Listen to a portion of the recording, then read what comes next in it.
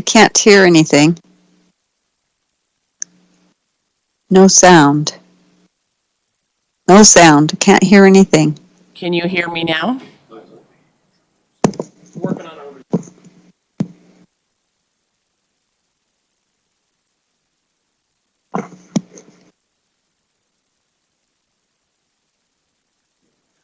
Okay, welcome back, everyone. In closed session, board gave direction to legal counsel. Actually, we're going to wait 1 minute. Oh. 1 second.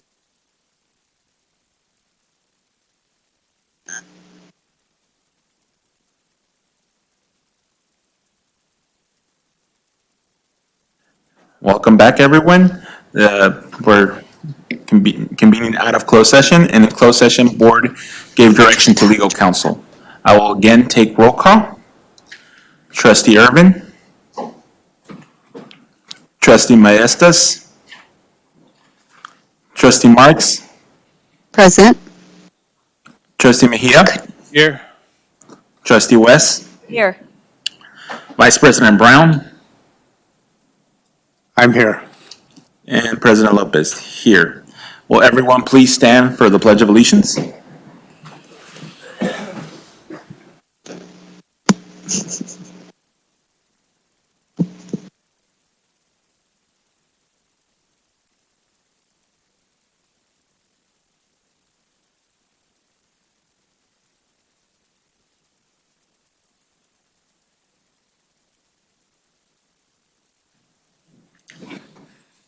Good morning, everyone. This is the open session meeting for Board of Trustees. It's being live streamed at the direction of the board.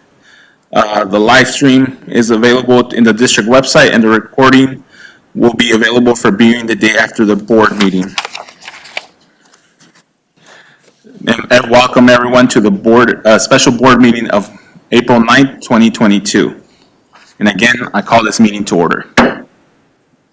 Any public comments received via email or voicemail prior to the beginning of this meeting will not be read out loud, but have been transcribed and given to each board member and will be provided as well to the public. Email and voicemails, public comments will also be attached to board meeting minutes that are approved at further board meetings. Do I have any public comments for this morning? In person? And, okay, seeing none. We'll move on to A5, approval of the order and discussion items.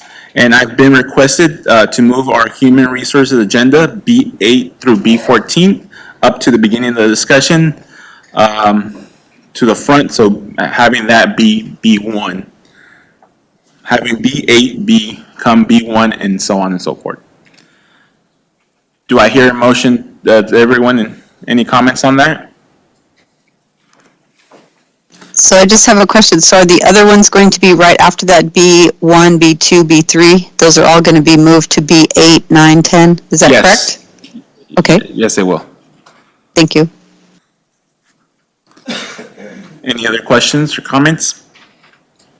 Do I hear a motion to approve the agenda with the modifications? I move. So moved by Trustee Mejia, seconded by Trustee West. All those in favor say aye. Aye. Aye. Aye. Any opposed? Hearing none, motion passes unanimously. Okay, this again takes us to a period for public presentation. Again, we have no public presentation this morning, so we've been moving on to our first agenda item, which is B1, new B1, BP 4111. And this is Mr. Henderson. All right, good morning. Whoa. Good morning, Board President Lopez and trustees. Thank you for accommodating a change in the sequence to allow HR items to lead off today. I have Stephen Beauchesne, Director of Compliance, who will be here to present the first BPAR. I'll do several of the HR items, and then Stephen will come back for another one on a little bit later. Mr. Beauchesne. There's something I want to, thank you, President Lopez. Thank you. Just something I want to frame just as a reminder. So board policies are approved by the board. That is really the what. So the board sets the direction for the superintendent and staff to initiate the direction that you provide. ARs, which are administrative regulations, the board does not vote on those. However, we do welcome feedback, input, on the administrative regulations. So as we go through, 45 board policies and ARs today, there will be an opportunity where they're just ARs, and you will not have to move and then, create a motion and move and vote on the ARs. However, we do welcome feedback and input on those. Okay, thank you. One clarification, B8 was the correct one to begin with. It is a 5,000 series, but because it is child abuse prevention and reporting, Mr. Beauchesne will be presenting this item.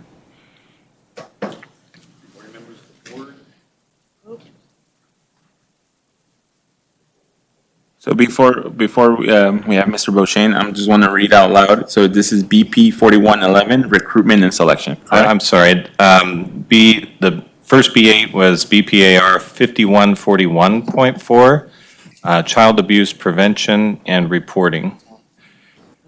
And then we'll move to the AR.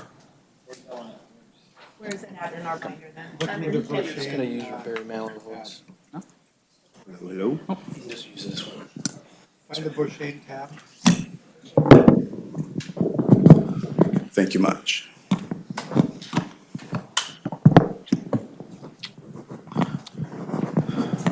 So I'll state again, so this is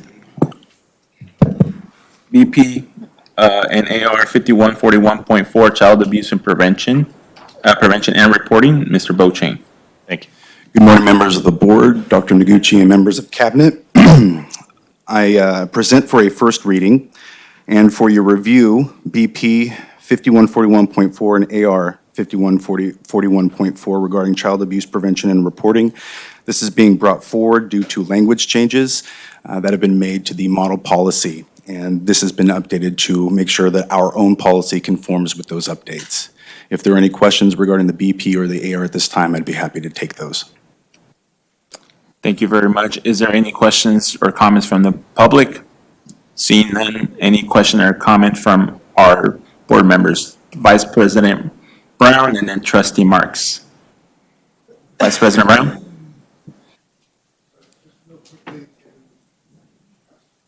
Touched it, but it didn't go on. There we go. Just to reiterate how this is going to move today. So things that we see in red is new language that's recommended. And anything that's been stricken is what was in the policy previously. That is correct. And then any black lettering that hasn't been stricken is current language that stays. That is correct. Okay, so that just, I felt like we needed that framework so that we could all recognize what we're seeing as we see it. Sure. All right, thank you. And you can take a look at the very bottom footer. The footer is kind of the key to, at the very front page, actually on each of them, but it kind of gives you the legend for what each of those mean. Trustee Marks? Thank you. So I just had a question to add on this one. On the paragraph that starts, the second one from the bottom, it says on the first page, it says the district's program also may include age-appropriate curriculum in sexual abuse and sexual assault awareness and prevention. I would just like to add before the next sentence, of which parents shall be informed beforehand.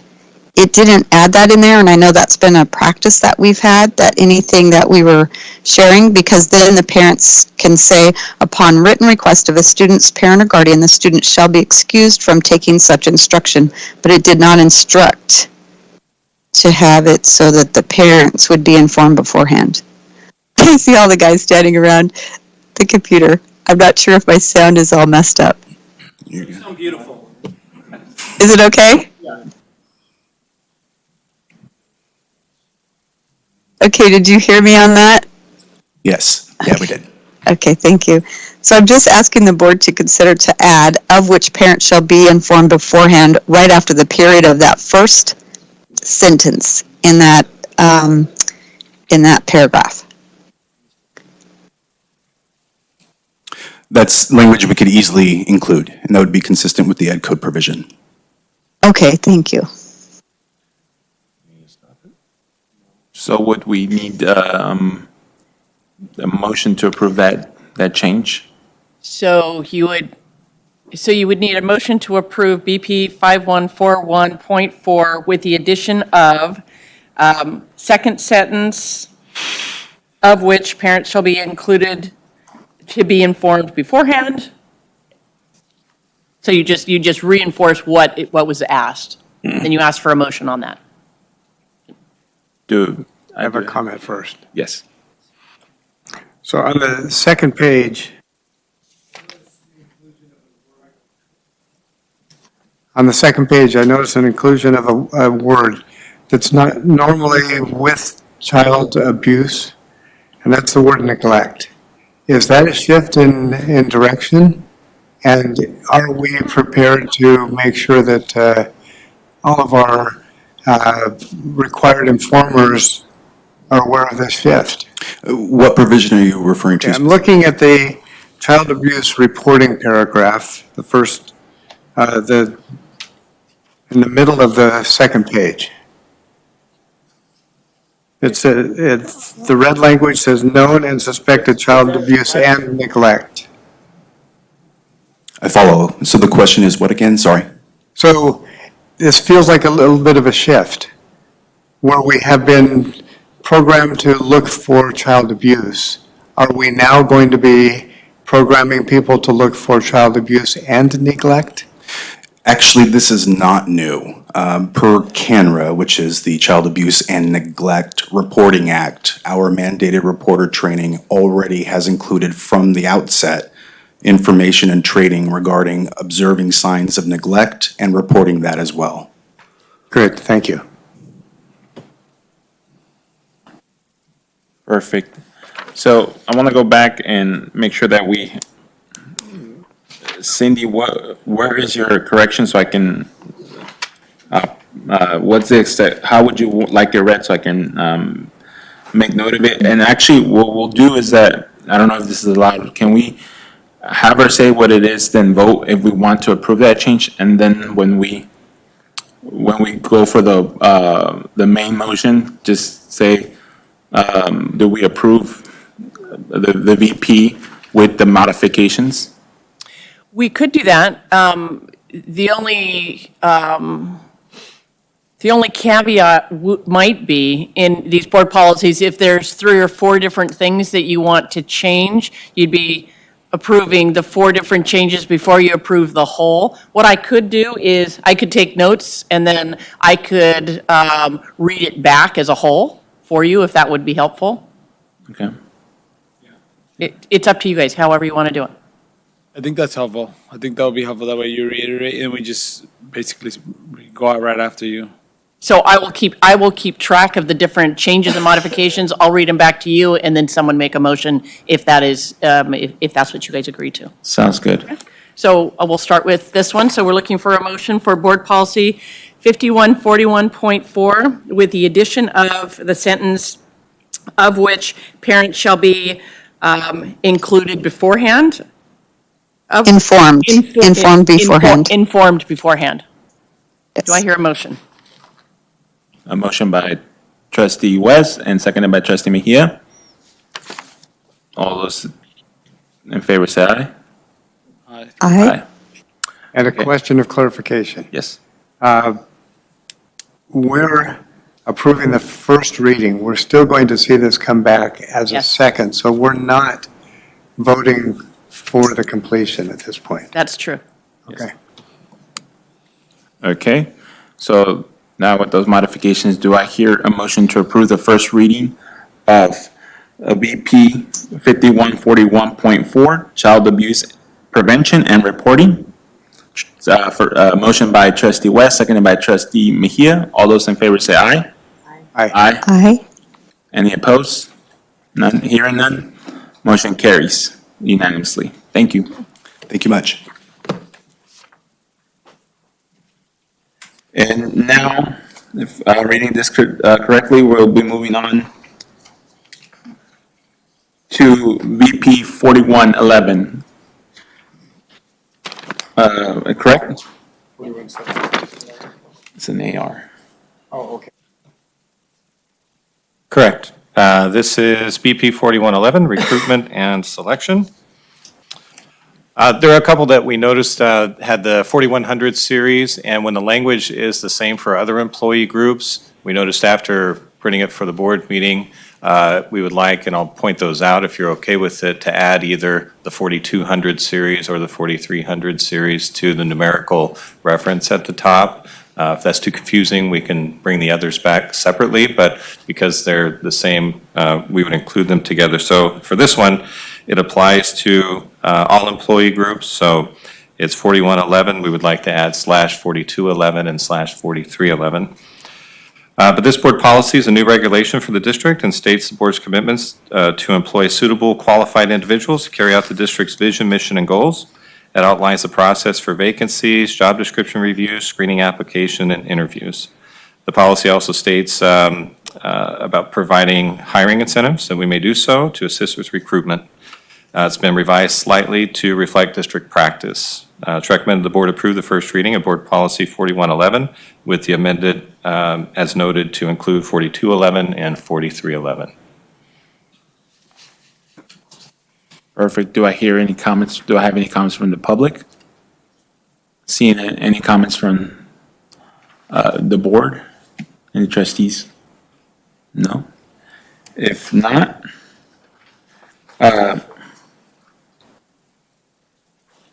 we will, do I have a motion to approve? And now help me out with this one. So which ones are all going to be in under one? Correct. This would be approval of Board Policy 4111 /4211 /4311, recruitment and selection, first reading. Perfect. Do I hear a motion to approve? Motion by trustee Mejia, seconded by Vice President Brown. All those in favor say aye. Aye. Any opposed? Hearing none, motion passes. Thanks.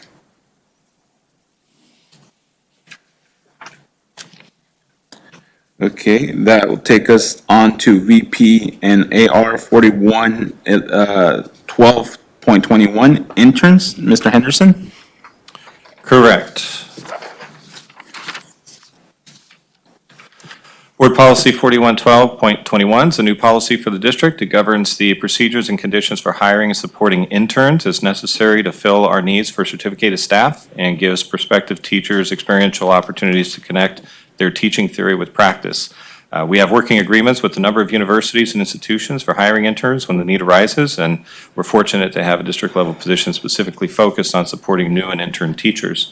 The policy is consistent with the rules governing intern programs. The AR goes into more detail about the conditions and procedures of the memoranda of understanding with partner agencies.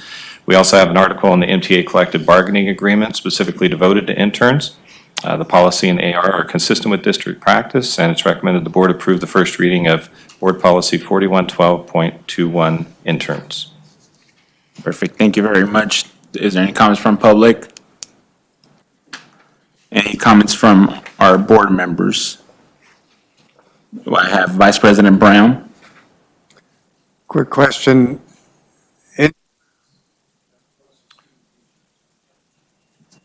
Interns as opposed to student teachers, what's the Correct. difference?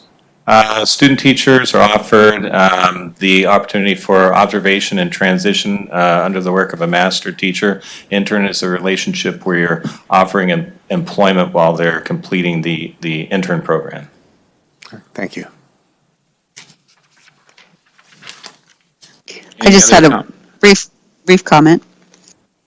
Just thank you for adding CLAD and CTEL in there for us, but the CLAD was really important. I know that was a big deal a few years ago, so thank you for adding that into with the interns. Absolutely, my pleasure.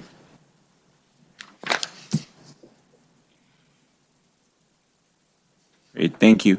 I did have, do I hear a motion, no more comments? Do I hear a motion to approve BP and AR 41, the first reading of BP 4112.21, interns? Motion by trustee West, seconded by trustee Mejia. All those in favor say aye. Aye. Aye. Any opposed? Seeing, hearing none, motion passes unanimously. So I did have a question. Are we referencing the AR 4112.61? We'll still bring it forward and ask if there's any comments, but we don't have to do a motion and an approval. Okay, thank you. So we'll now talk about AR 4112.61, employment references. Correct, thank you. And this is another that when you're completing employment references, this would apply to all employee groups. So with the board's okay, we would add 4212.61/4312.61 to this when we bring it through for the second reading. Okay? Thank you.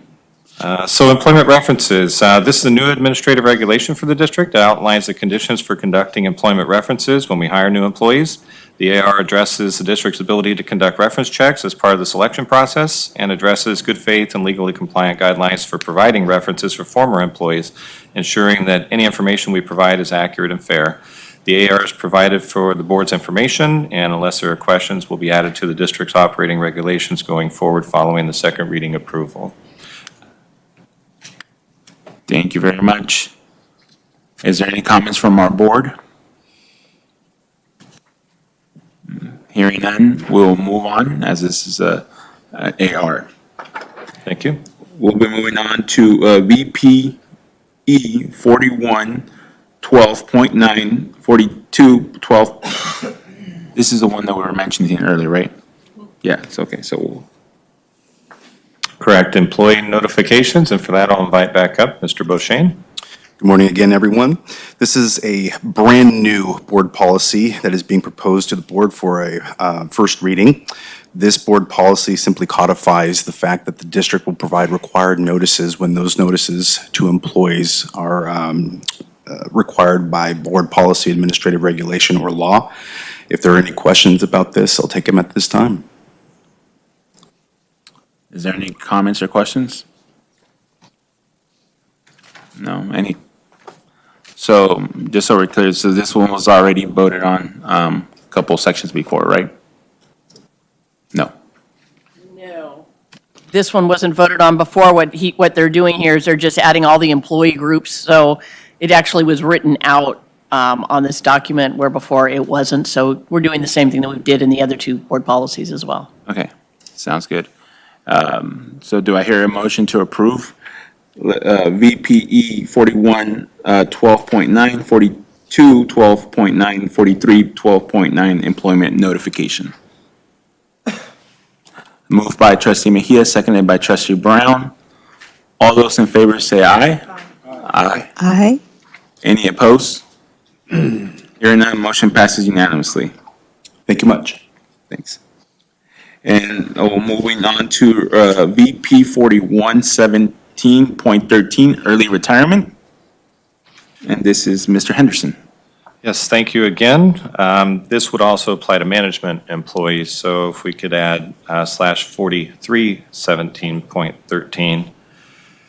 Early retirement, this is a new board policy for the district that outlines the conditions for the provision of an early retirement option, should the district opt to offer such an option.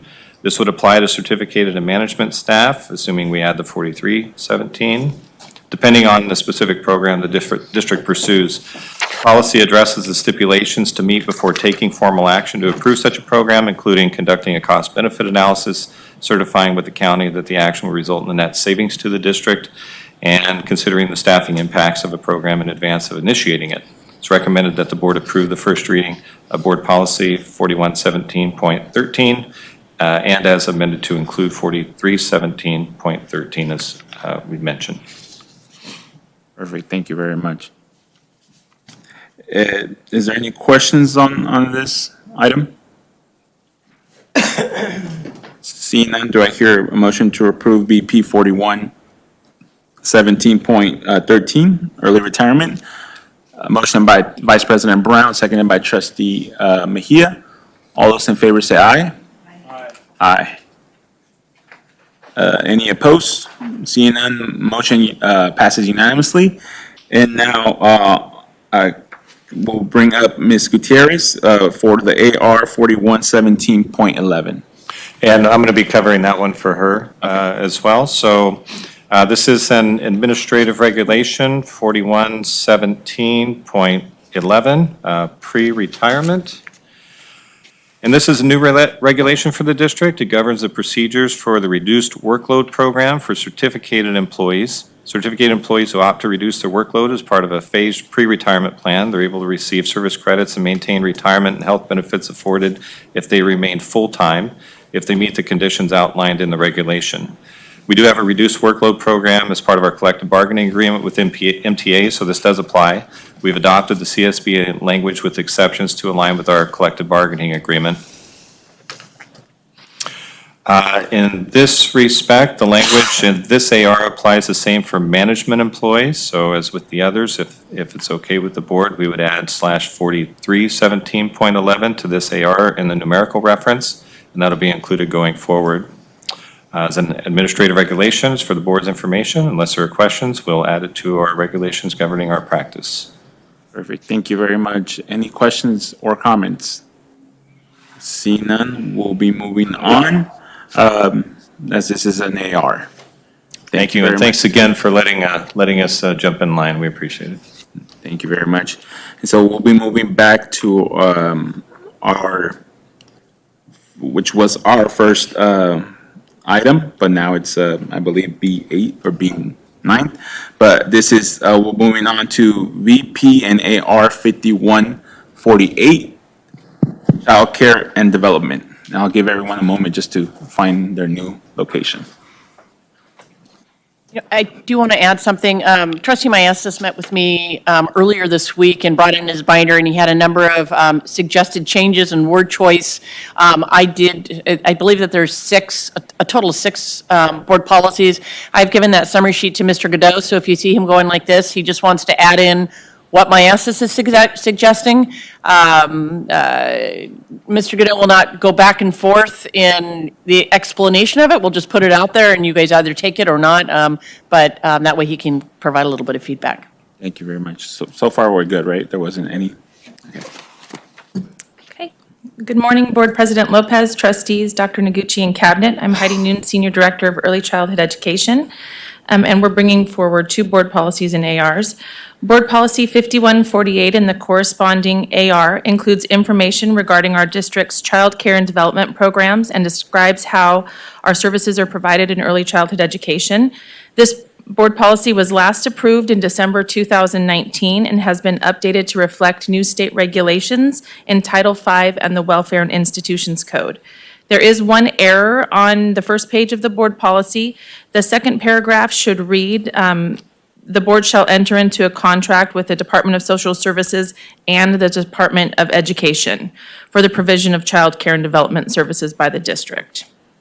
It's recommended that the board approve the first reading of BP and AR 5148. I'm available for any questions. Thank you very much, Ms. Noon. Any questions from our board? I see one from Trustee Marks. Trustee Marks? Thank you. I had a question it's on the AR, and it's AR 5148, page B, like in boy. It's in the paragraph that starts with all persons. So I'll wait for you to find that. And then I just had a question on it. Because it said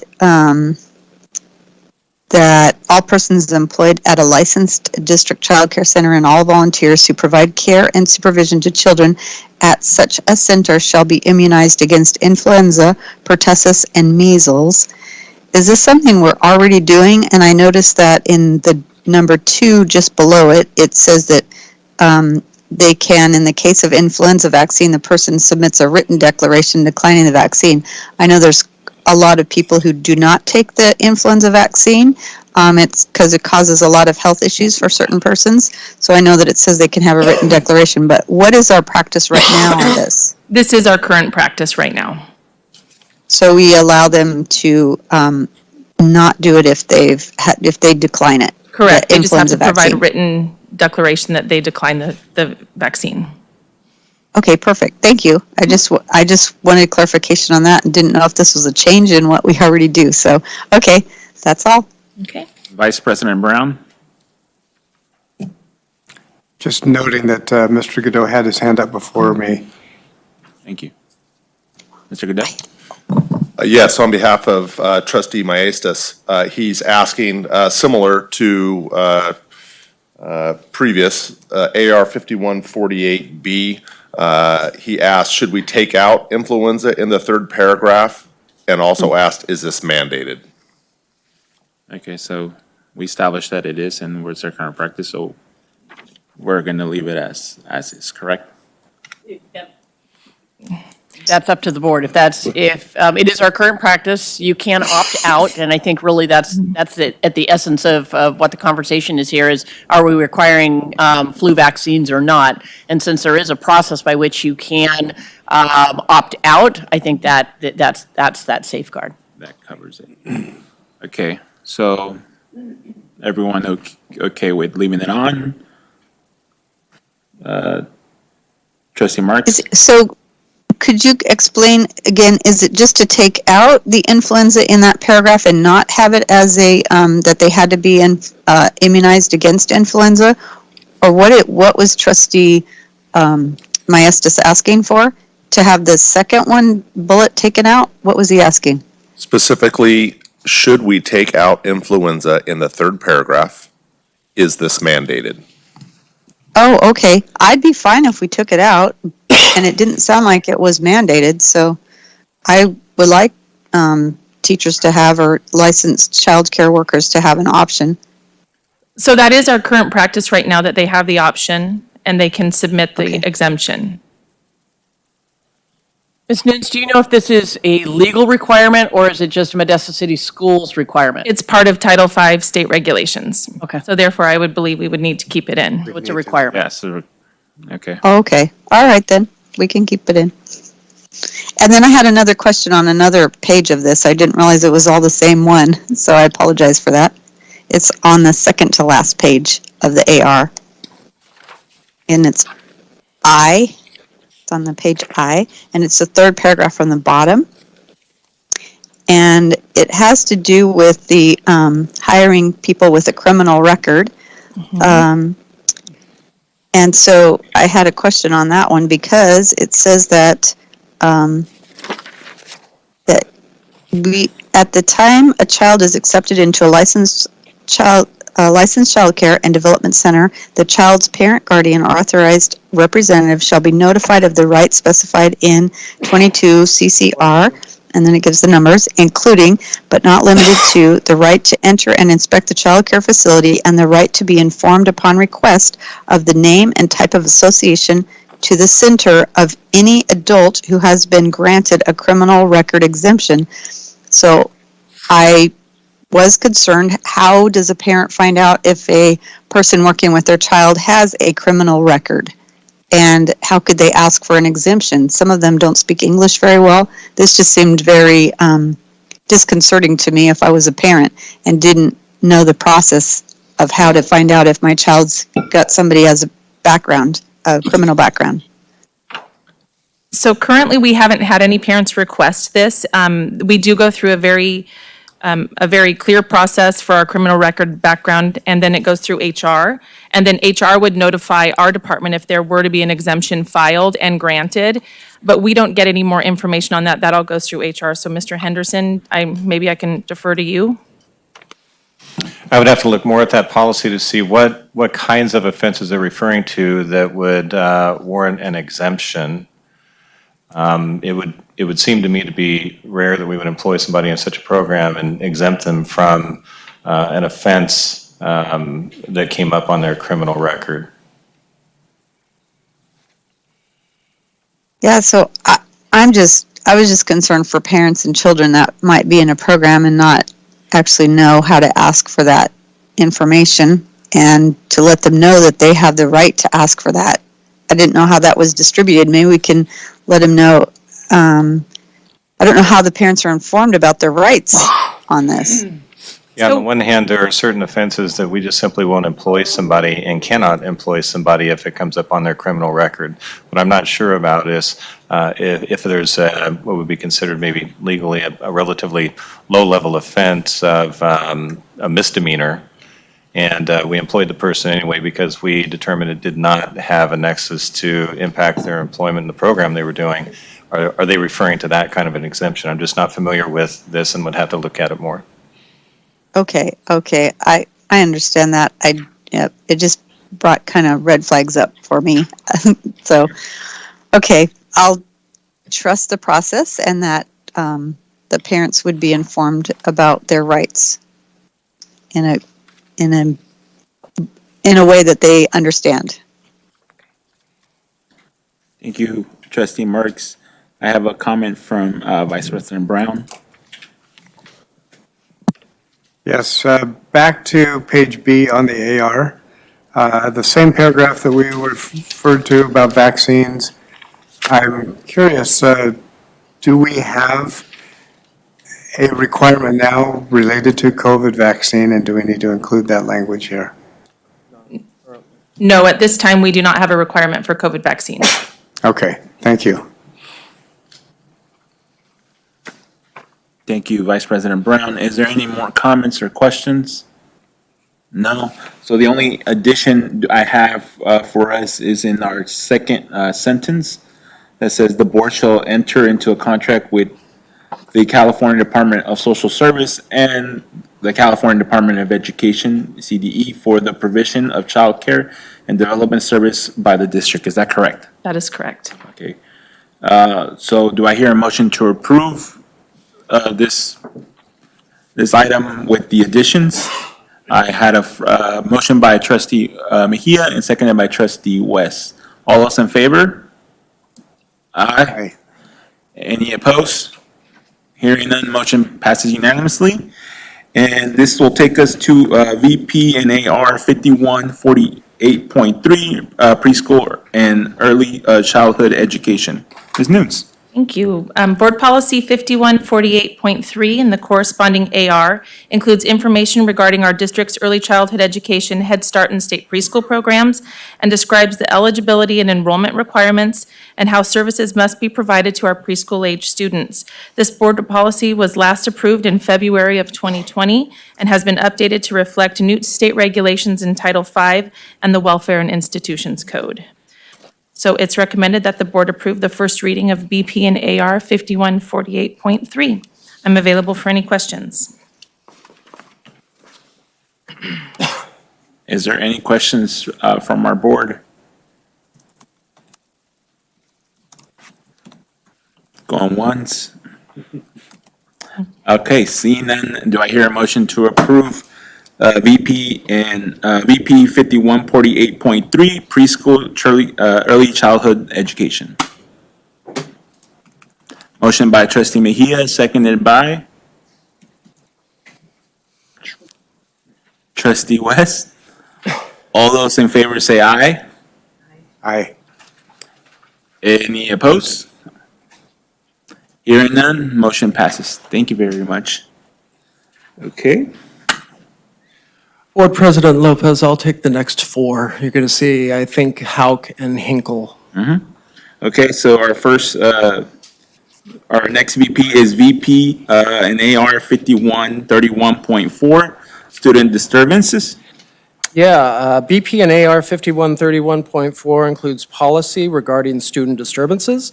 The policy includes information on who we contact, staff's role in reporting, and the impact students' disturbances may have on our students. BP AR 5131.4 is new language and taken directly from CSBA. It's recommended the board approve the first reading of BP 5131.4. Great. Do I have any comments from our board members? Trustee Mejia? It's an AR. Okay. So when I think it's AB on the very bottom of AR 5131.4. So just to be clear, so students, if they wanted to organize something, they couldn't do it based on this. Like they couldn't, if they wanted to do something. It's the severity behind is what they're talking about. Yes, we have students that occasionally will do walkouts and do organizations. There are definitely consequences for that, but that would not necessarily result in a evacuation of the school or anything like that. So it's basically going to depend on the severity. Okay. Yeah, just because I feel like there'll be times I participate in stuff like this, but peacefully, and I think students should be able to have an opportunity to voice without, of course, any of the mentioned. Yeah, this does not restrict them. That's it. Thank you, Trustee Mejia. Anyone else? Any other trustee? Hearing none, do I hear a motion to approve VP 5131.4, student disturbances? So moved. Moved by Vice President Brown, seconded by Trustee Mejia. All those in favor, raise your hand and say aye. Aye. Any opposed? Seeing none, motion passes unanimously. Now we're moving on to BP 5131.5, vandalism and graffiti. All right, BP 5131.5 includes policy on vandalism and graffiti. The BP includes information regarding the reporting, investigation, potentially the inclusion of local law enforcement, as well as disciplinary actions a student may receive if they were to engage in this behavior. BP 5131.5 is new language, and again, taken directly from CSBA. It's recommended the board approve first reading of BP 5131.5. Thank you very much. Is there any questions or comments on this? Trustee Mejia? This one doesn't include an AR. Is that coming? It does not. There's no recommendation from on a CSBA administrative regulation. The reason why as a question is the severity. Like I don't feel like there's guidelines in terms of how severity to contact law enforcement. I just have a question about that. Yeah, That it there's doesn't contact- vandalism. I'm sorry, my apologies. So I just said just the severity, so that law enforcement not contacted on just Yeah. any type of vandalism. Somebody just No, it's in Oh, the just conduct my- code. Yeah, no. Yeah, we would. Thank you, Trustee Mejia. I just want to make a point that I'm not going out to public because there isn't some adding, at this point, there's no one in our public to this morning. So if we ever get someone, then I'll start asking out, but. We do have, for Trustee Mejia, we do have an upcoming AR, 3515.4, that may cover your question. So that'll be upcoming. thank you. Will you please tell me what was just said? I couldn't hear what was just said. We have a upcoming AR to this VP coming up in a couple of weeks. It talks about contacting law enforcement for property loss or damage. So that'll be covered, hopefully in that AR. Okay, thank you. Okay. Do I hear a motion to approve this VP 5131.5, vandalism and graffiti? I'll move approval. Okay, we'll have a motion by Trustee Marks, seconded by Trustee Mejia. All those in favor say aye. Aye. Any opposed? Hearing none, motion passes unanimously. And we'll be moving on to VP and AR 6164.5, Student Success Team. Yeah, BP and AR 6164.5 includes information on the district student success teams. The BP outlines our desire to obviously work collaboratively with families to strengthen a student's academic, attendance, and social emotional abilities. The BP and AR are in line with our philosophy as a district and our procedures as outlined in our student success team handbook. The BP and AR are new language and taken again directly from CSBA. It's recommended the board approve the first reading of 6164.5 on student success teams. Thank you very much, Mr. Herbst. Any questions or comments on this item? I see Vice President Brown and then Trustee West. Actually, Trustee West and then Vice President Brown. Thank you. I'm sure we do this already, but I don't see it written anywhere in the BP or AR for translation services for parents, just to make sure that they are able to understand the communications during these meetings. Yeah, absolutely. Translation is provided anytime that we have a student who speaks a second language and needs that by means of communication, yes. Thank you. Thank you, Vice President Brown. Just for clarification, does this reflect current practice? Yeah, it does. It's Just actually puts it very, into board policy now. yes, correct. Okay, thanks. Thank you. Trustee Mejia? Yeah, on the AR 6164.5, it says it's at the discretion of the district to not to include the individuals on top. Is there like a minimum amount of folks that will be represented? Like, for example, like there's a teacher or designated by the principal. I just want to clarify that you have this meeting, but you have at least a minimum of somebody from a profession, a teacher or Yes. or somebody that's saying like Classroom teachers are part of our student success teams, yes. As well as parents, guardians, an administrator. It could be a school counselor, depending on the grade level, resource specialist, school psychologist, at times school nurse. So yeah, the student success teams are typically pretty big in Modesto City Schools. Thank you. Thank you, Trustee Mejia. Any more comments?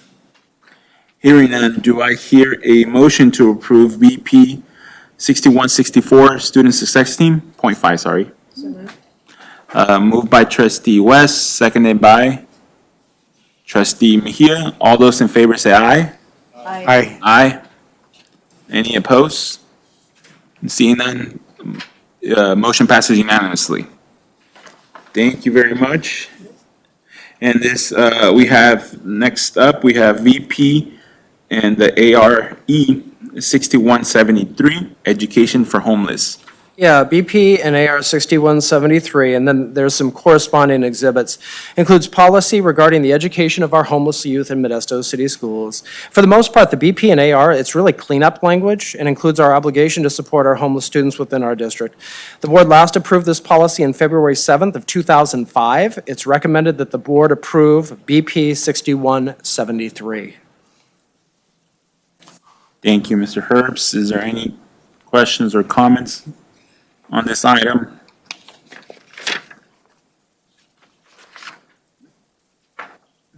Hearing none, do I have a motion to approve? Motion by Trustee Mejia, seconded by, I'll second, seconded by President Lopez. All those in favor say aye. Aye. Any opposed? Hearing none, motion passes unanimously. Thank you very much, Mr. Herbst. And then we'll be moving on to VP 6162.54, Test Integrity and Test Preparation, Mr. Reynolds.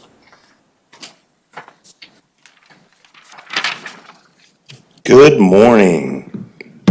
Morning. All right. Well, good morning, Board.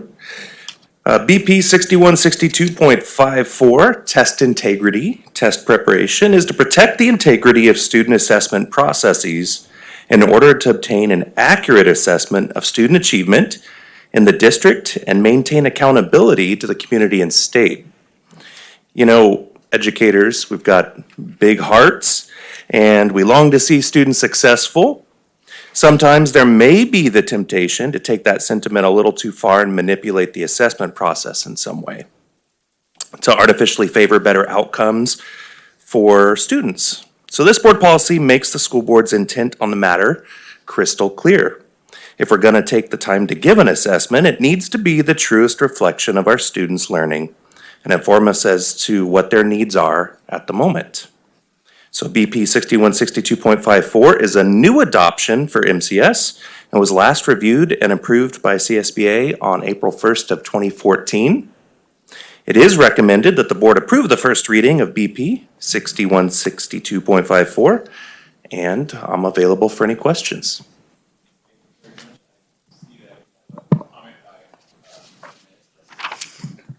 Yes, on behalf of trustee Maestas, the first page, last paragraph, second sentence, he is recommending to add state before assessments. So it would read, in addition, staff may prepare students for state assessments. The first page, the last paragraph? Yeah, the last paragraph, second sentence. Students for general test taking strategies. Okay. So this portion of text is referencing part of that Education Code 60611 just above, that paragraph just above. And that doesn't really change the meaning of, the suggestion doesn't really change the meaning of what's being said here, so. Okay. There's also a similar recommendation on the second page, first paragraph, add the word state before the word assessment in that first sentence of the first paragraph on the second page. I see it though as this is assessments in general, right? Yeah, so I mean, that would cover anything under the scope of assessment, right? The state, federal, local. Local benchmark assessments and things like that. It can, and in fact, Gamut recommended that, districts could look at how this applies to other local assessments as well. And that is true. So it could be left more broad. It's up to your discretion. You turn on your mic, please. By adding it, does it change anything? Does it conflict with the SBC language? Does it impact in any way if we add it? I mean, it's an addition, but if it doesn't hurt, we could add it. So if you, I guess if you add the word state here in this context at the beginning of this paragraph on the second page, what you're doing is you're limiting the scope of what should be reported if there's a test integrity violation. So instead of reporting any test integrity violation, say for a local benchmark assessment that we might give throughout the year, it would be limiting that scope to just state assessments. Thank you. I have a comment from Trustee West. I was going to say the same thing. I think if we add the word state, it's going to limit us, and so I would prefer not to include that in that sentence. And I have a statement I from. agree. Okay, was that your statement, Trustee Marks? Yes, I agreed not to add state assessments and leave it more broad so it fits with the local assessments as well. Yes, I echo what my fellow trustee members have said.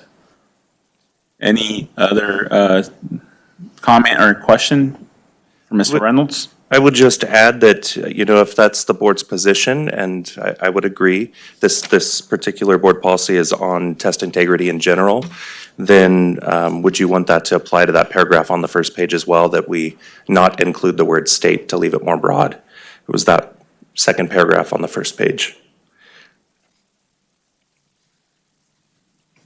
I think it's the same.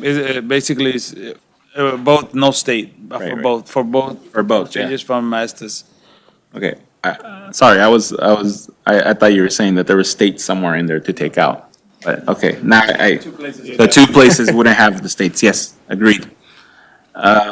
So do I have, no more comments? Do I have a motion to approve, VP 6162.54?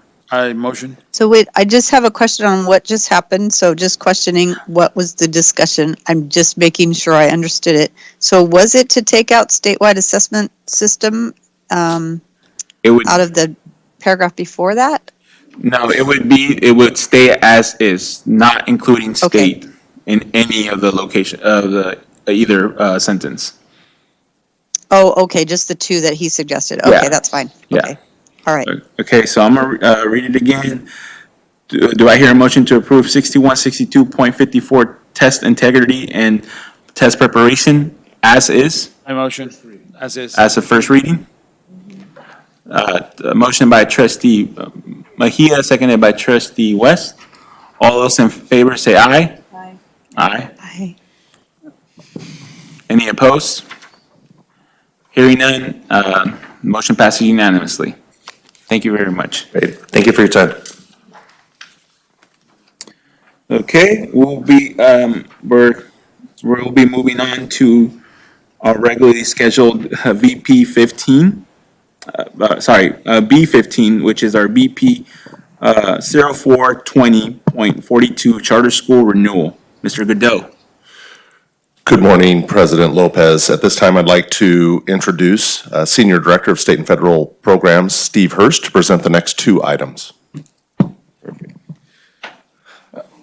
I'm shorter than Ryan by a little bit, sorry.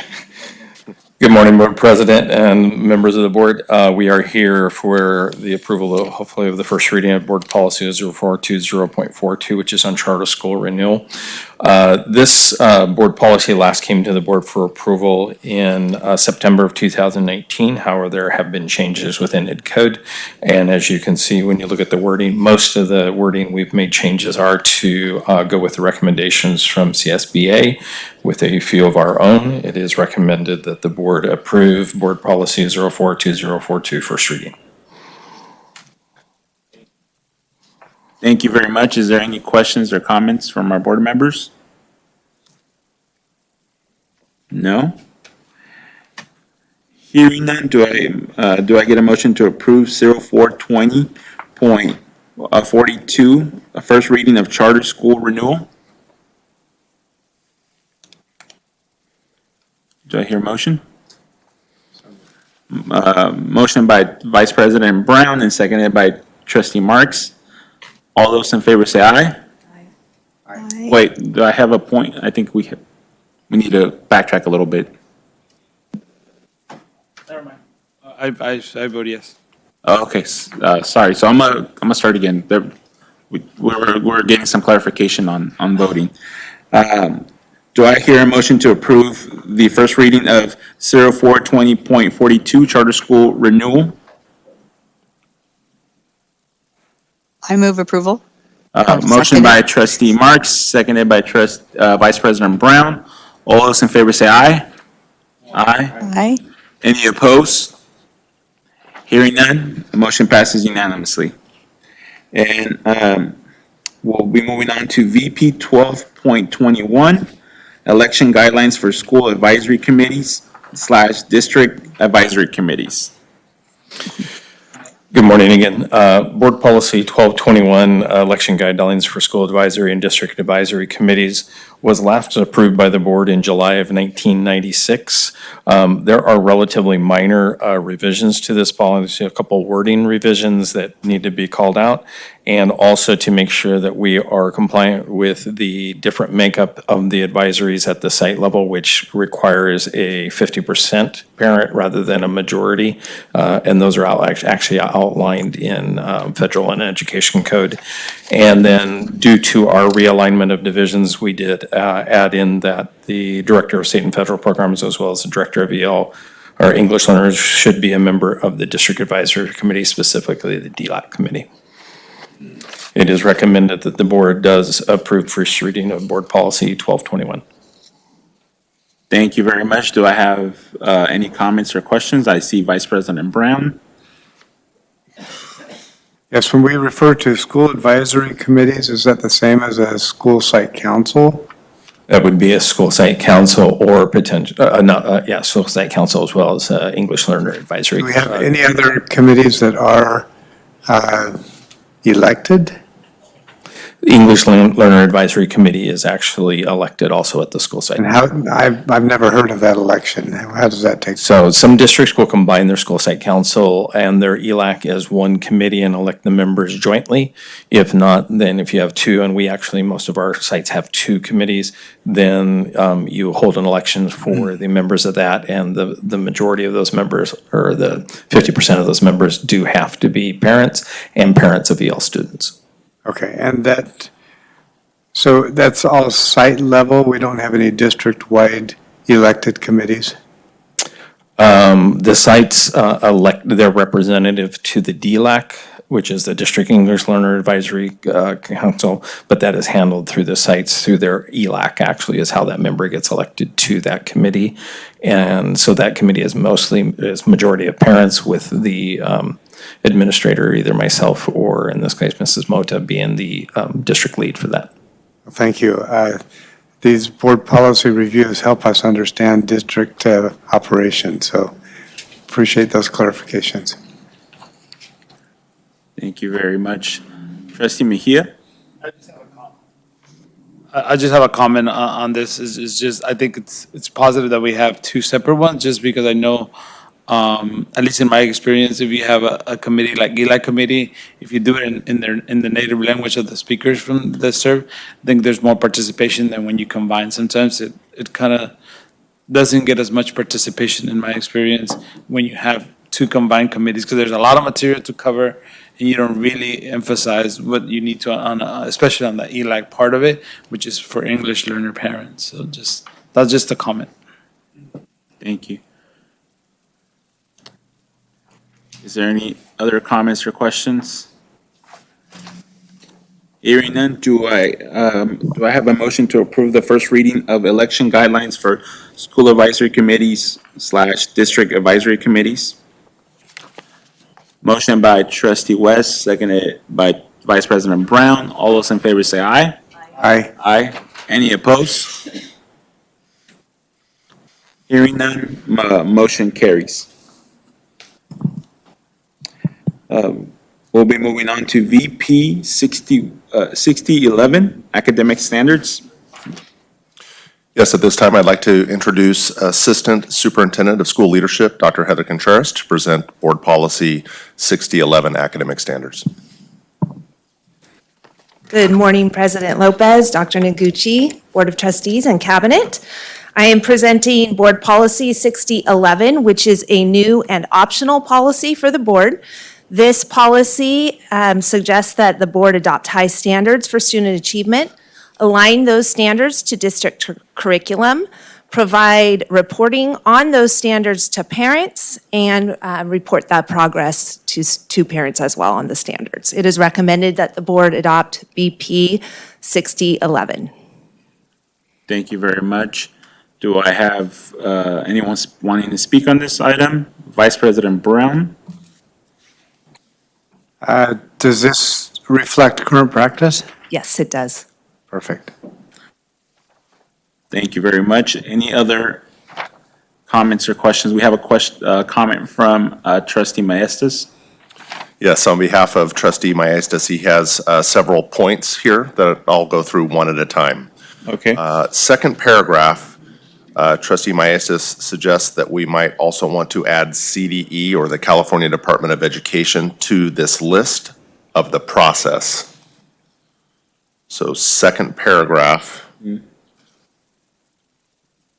using a process that involves teachers, school site, and district administrators, and that list of various entities, he's suggesting that we add the CDE. Okay.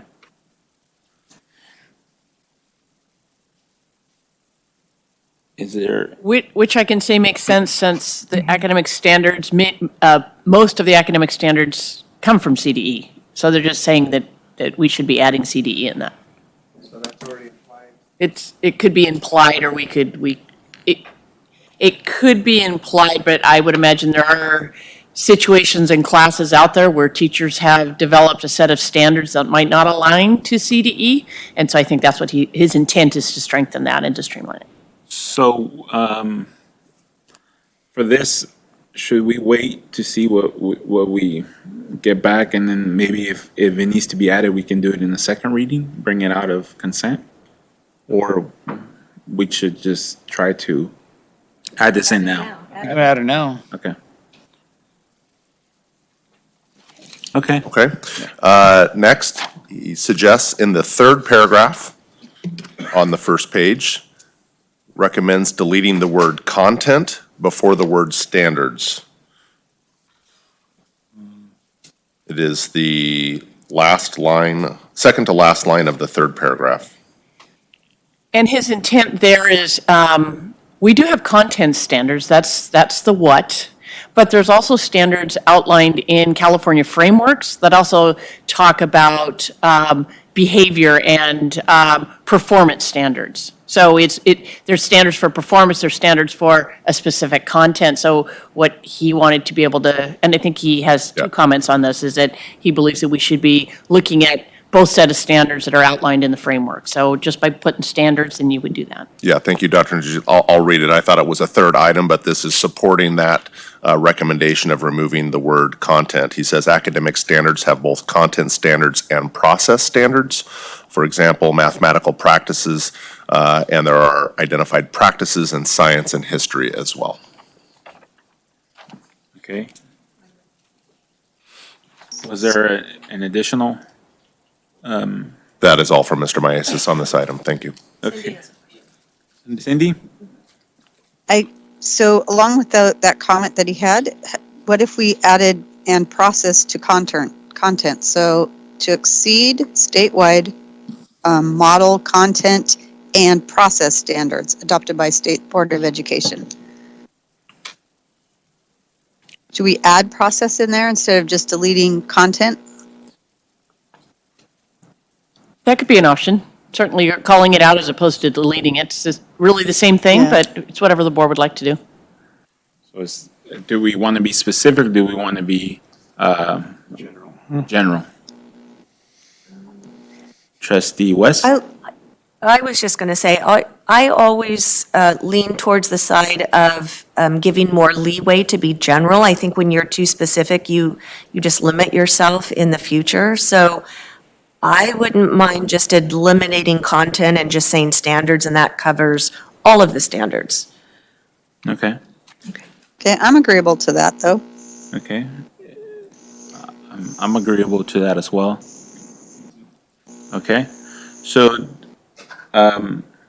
so the additions I have at the moment is that we would be adding CDE to the list of, the list that's outlined on the second paragraph. Where that would go, I mean, I don't know where it would go, maybe before, and/or community members. And then the other one will be striking content from our third paragraph, last sentence. Is that correct? Yeah. Okay, do I Or hear? do we need to, there's two places where content is in that very first, or the second word. Do we take that out as well? Which says district content? Is that the one you're looking at? District content standards and then model content standards later on. So you're just suggesting to take the content out of the first after district? Just so it would just read district standards for English language arts Yeah. and so And on. then any place where the word content comes in that paragraph, are we saying take it out? Is that the only two places that it's located? I think so.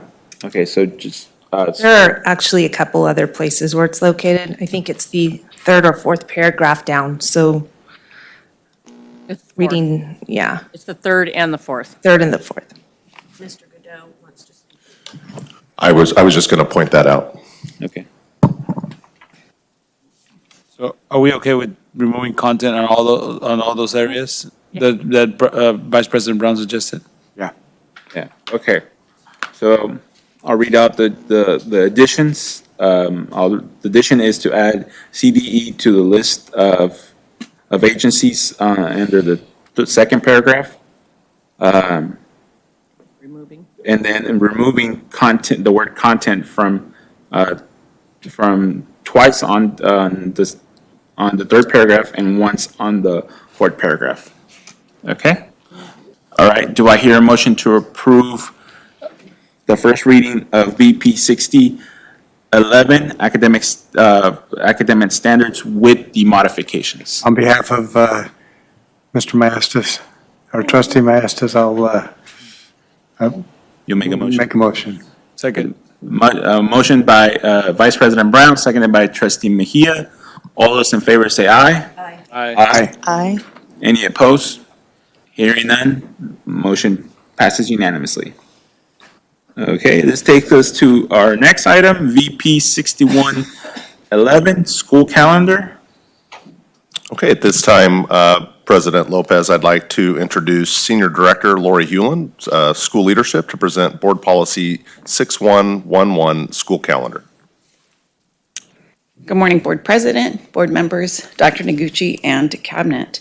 Board Policy 6111 is new board policy regarding the adoption of a school calendar that meets the requirements of law as well as the needs of the community and the work year as negotiated by the district's employee organizations. This is new board policy.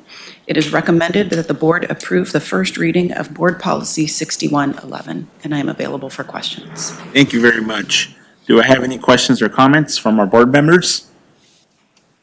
No, hearing none.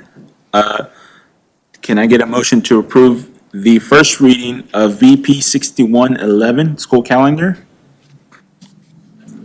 Moved by Trustee Mejia, seconded by Trustee West. All those in favor say aye. Aye. Aye. Any opposed?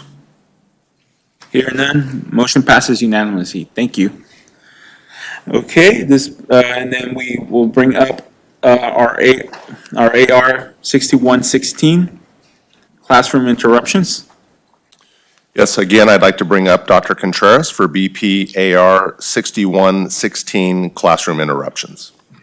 Good morning, me again. BP 6116 and the accompanying AR is related to classroom interruptions and protecting students and their learning environment from those interruptions. This board policy was last adopted in 1985.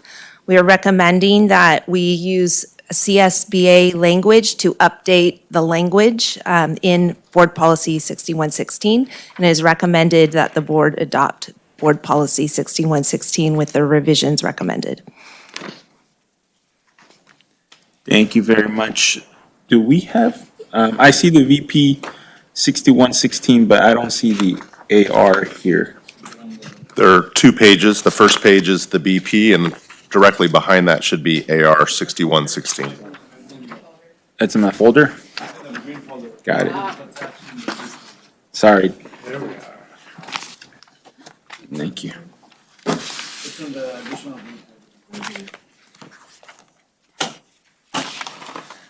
Thank you very much. Is there any questions or comments on both the VP or the AR?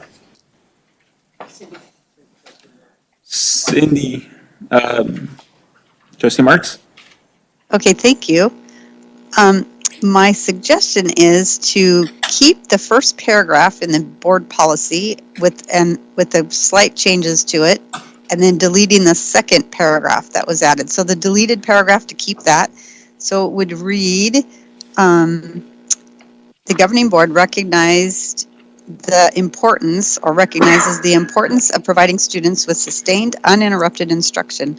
Allowing interruptions during class time may imply to students that what is occurring in the classroom lacks value. Therefore, interruptions and distractions must be kept to a minimum, so I'm keeping it similar to the one below it, kept to a minimum to ensure that teachers can dedicate classroom time to the instruction of students. So I was just taking out the second one, so that it's emphasized on why it's important for us to keep that time uninterrupted. And just changing the last part so that it says that it's kept to a minimum. The interruptions and distractions must be, instead of controlled and avoided, kept to a minimum to ensure that teachers can dedicate classroom time to the instruction of students. So I wanted to see what you all thought of that. Is there any opposition to introducing reintroducing the paragraph with the modifications? I just want to know why it was stricken now. If it's mentioned somewhere else in the VP where we wouldn't need this whole paragraph. The recommendation is actually to replace that paragraph with language from CSBA. That would be more aligned with the first paragraph in the AR, so that the two match. Okay. So for some reason, I don't have the AR to see that, but I liked how the board policy was very emphatic on what it said. So maybe someone can read to me what the AR says. So the It's right here. You have it? yeah, I have. Oh, maybe I have it on my emails that were sent to me. Hold on, let me look. Okay. So would you want us to read the whole AR? Oh, it's on classrooms and no, I'm just looking at the first paragraph. Okay. So it says, in order to allow students to take full advantage of learning opportunities while in the classroom, school staff shall ensure that interruptions are kept to a minimum. Strategies to reduce classroom interruptions include, but are not limited to, and then it goes on to listing five. Why, yeah. Yeah, I see why that is, but I really liked how this one, because it's coming from the board, and that one's just starting with in order to allow students to take full advantage. But I like that the board is really emphasizing how important it is for students to be on, that it's important not to have interruptions in the classroom so that everyone can stay on task, and that interruptions really do say that that the classroom lacks value if you're saying it's okay to interrupt for different reasons. I like that it said that, it's just providing more value to the classroom. But that's my opinion on this one. Any comments regarding Trustee Marks? Oh, yes. Vice President Brown? Yeah, I can support that change because it's not in conflict in any way with that CSBA language. But it just reinforces our position. And I think that shows the teachers that we're supporting them. They would probably appreciate that. Yes. Trustee West?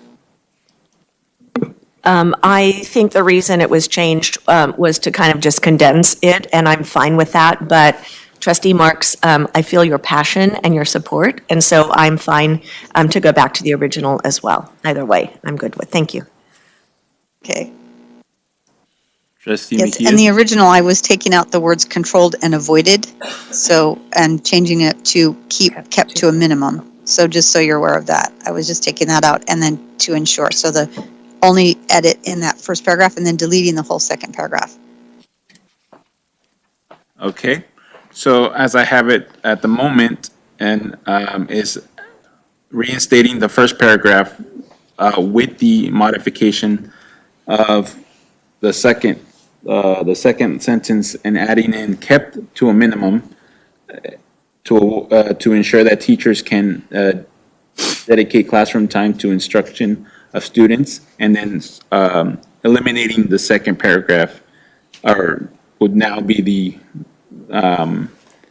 current first paragraph, in order to allow students to take full advantage of learning opportunities while in the classroom, school staff shall ensure that interruptions are kept to a minimum, correct? Correct. Okay. Do I have a motion to approve the first reading of, where am I at? Of VP and AR 6116, classroom interruptions with the modifications stated? Moved by Vice President Brown, seconded by Trustee West. All those in favor say aye. Aye. Any opposed? Hearing none, motion passes unanimously. Thank you. Okay, so we'll be moving on to VP and AR 6145.5, Associated Student Body Organizations and Equal Access. Thank you, President Lopez. At this time, I'd like to introduce Dr. Will Nelson, Senior Director of School Leadership, to present the next two items. We'll start with Board Policy AR 6145.5. Good morning, President Lopez, members of our school board, Superintendent Noguchi, and Cabinet. I am Dr. Will Nelson. I'm here to present to you Board Policy 6145.5. NAR which is the Associate Student Body Organizations and Equal Access that supports student engagement at our MCS high schools. The board policy was originally adopted back on February 10th, 1998. Board policy and NAR revisions provide clarity and guidelines for conducting these activities on our campus. BP and AR 6145.5 is a first reading, and additions that you are reading over are aligned with CSBA language. It is recommended that the board approves the updated BP and AR 6145.5. Thank you very much. Do I have any questions or comments on this item? Trustee Marks. Thank you. I just had a question or comment on BP 6145.5B, page B, as in boy, and it's number 3 on this item. And it says, employees of the school shall be present at religious meetings only in a non-participatory capacity. I didn't know why religious meetings were called out and not all the others, political, philosophical, or other speech. That's actually a good And question. I'm sorry, go ahead. Okay. I apologize, go ahead. No, and my suggestion would be to delete that bullet point because it seemed like it was very discriminatory against religious meetings. That's a great question. We took the language directly from CSBA, so that would be the option of the board. Right, and see, I know we respect CSBA. They aren't always the rule of law, but so I would ask for the board to do that because I did not think that it was fair to only call out religious meetings that an employee had to be present at, instead of all the other ones that it states in all the other paragraphs about political, philosophical, and let's see, it said conflict of speech, or I can't remember, not conflict, but I can't read my other contents of speech, that's what it says. I think, Trustee Marks, I hear what you're saying, and I don't know that they're calling out just religious meetings. I wonder if we pull this board policy and I talk with Roman about ed code and religion in schools. So can teachers or staff participate in religious doctrine, if you will, on a school campus? I don't know, and so I don't know if they're calling that out here because there is a division between church and state and how that plays in there. Again, I don't know. I suggest that we pull this. We talk to Roman to see if this is a requirement from law or if this is, like you say, they're just calling out this particular meeting, or this particular type of meeting. Okay, yeah, well, the paragraph before it says, all student-initiated groups shall be given equal access to meet on school premises during non-instructional time without regard to their religious, political, philosophical, or other speech content. And so I just didn't know why it said that an employee had to be present at this one and not at the other ones. So, yeah, it didn't seem fair to me or equal in how it's taken care of. But yeah, that's fine. We can ask Roman. I have comments from Vice President Brown. So, Trustee Marks, I think that we could clarify this and simplify it. This, to me, doesn't say that they shall be present. I think if present, that they're only in a non-participatory capacity. The word shall is confusing. Right, but it says employees of the school shall be present. So if there's a So I meeting read that that has to do. differently. Yeah. So It doesn't say that they're required to be, that we are required to have school employees there. But if they are there, they're in a non-participatory capacity. All right. Right, but it's saying that that is the only group that has to have an employee in the meeting. That's don't- where my question is. I don't see that that's understand why. required. It says shall be present. I see it as shall as well. So I see employees of the school shall be present at religious meetings only in a non-participatory capacity. So I agree, we need to have legal Yeah, direction on that, but I don't see that as requiring someone to be there. It's just saying that if they're there, they can't participate. Trustee Mejia? Yeah, the same thing. I think we should just pull it and then get that and then move. I think I think it'll be better once we get clarification to make a better informed decision on this. Definitely, I echo that. And so what would we need to do? We'll come back. So we'll table, do we need a motion for a table? Yes. Okay.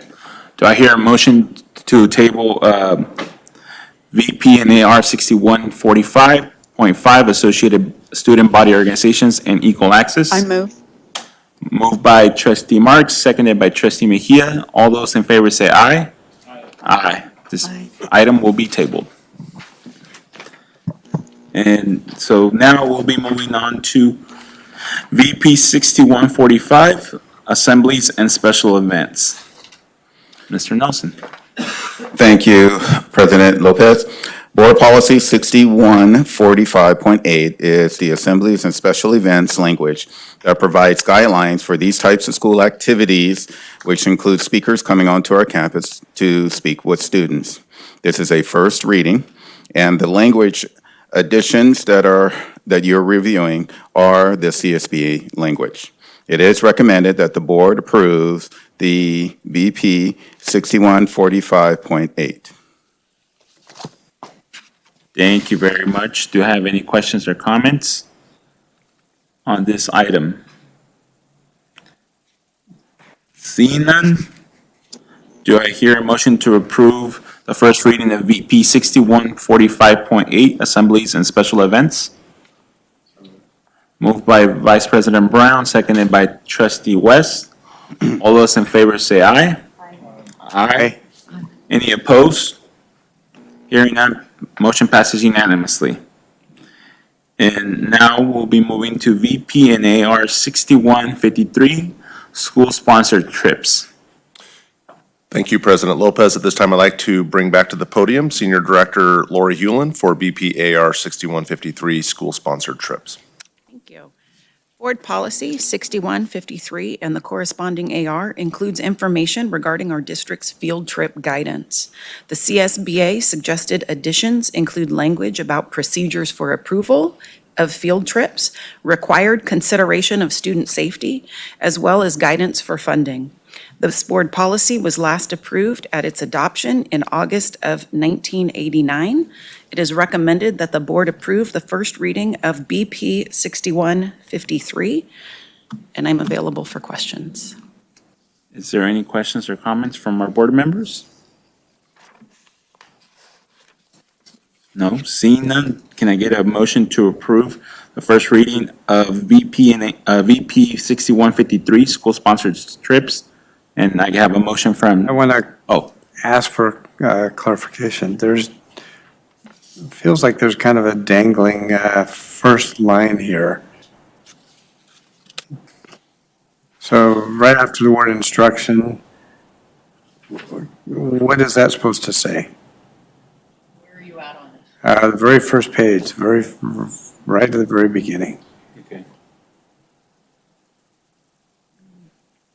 Says instruction that says field trips, school or district sponsored. So is that the heading?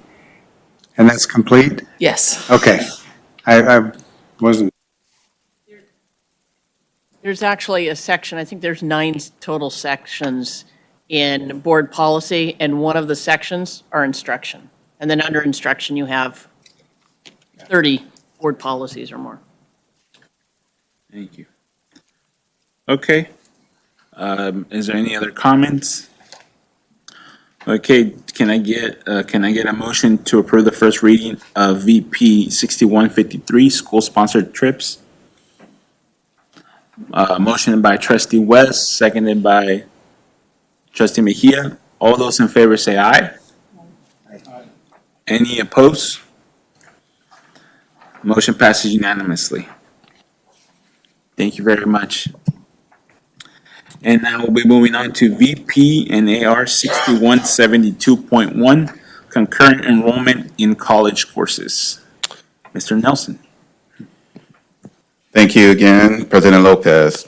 Board Policy 6172.1 NAR is for the concurrent enrollment in college courses, excuse me, which supports the integration of MCS students participating in 2-year or 4-year college courses while in school. Sorry, allergies. And district goal of ensuring that all of our students graduate college and career ready. This is a first reading, and the language is aligned to the CSBA language. It is recommended that the board approves the first reading of VP and AR 6172.1. Thank you very much. Is there any comments or questions from our board members?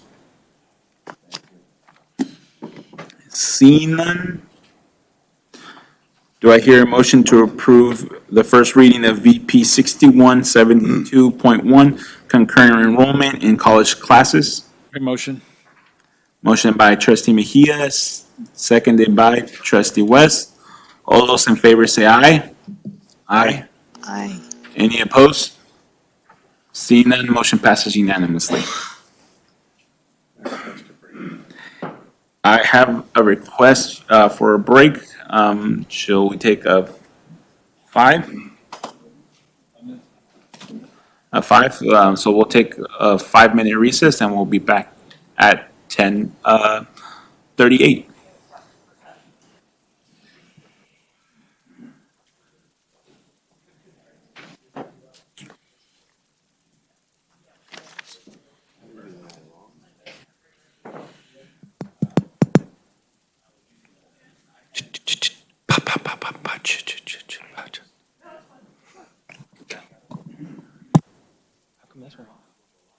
Oh, but it's just in the room? I thought you muted, it mutes everything.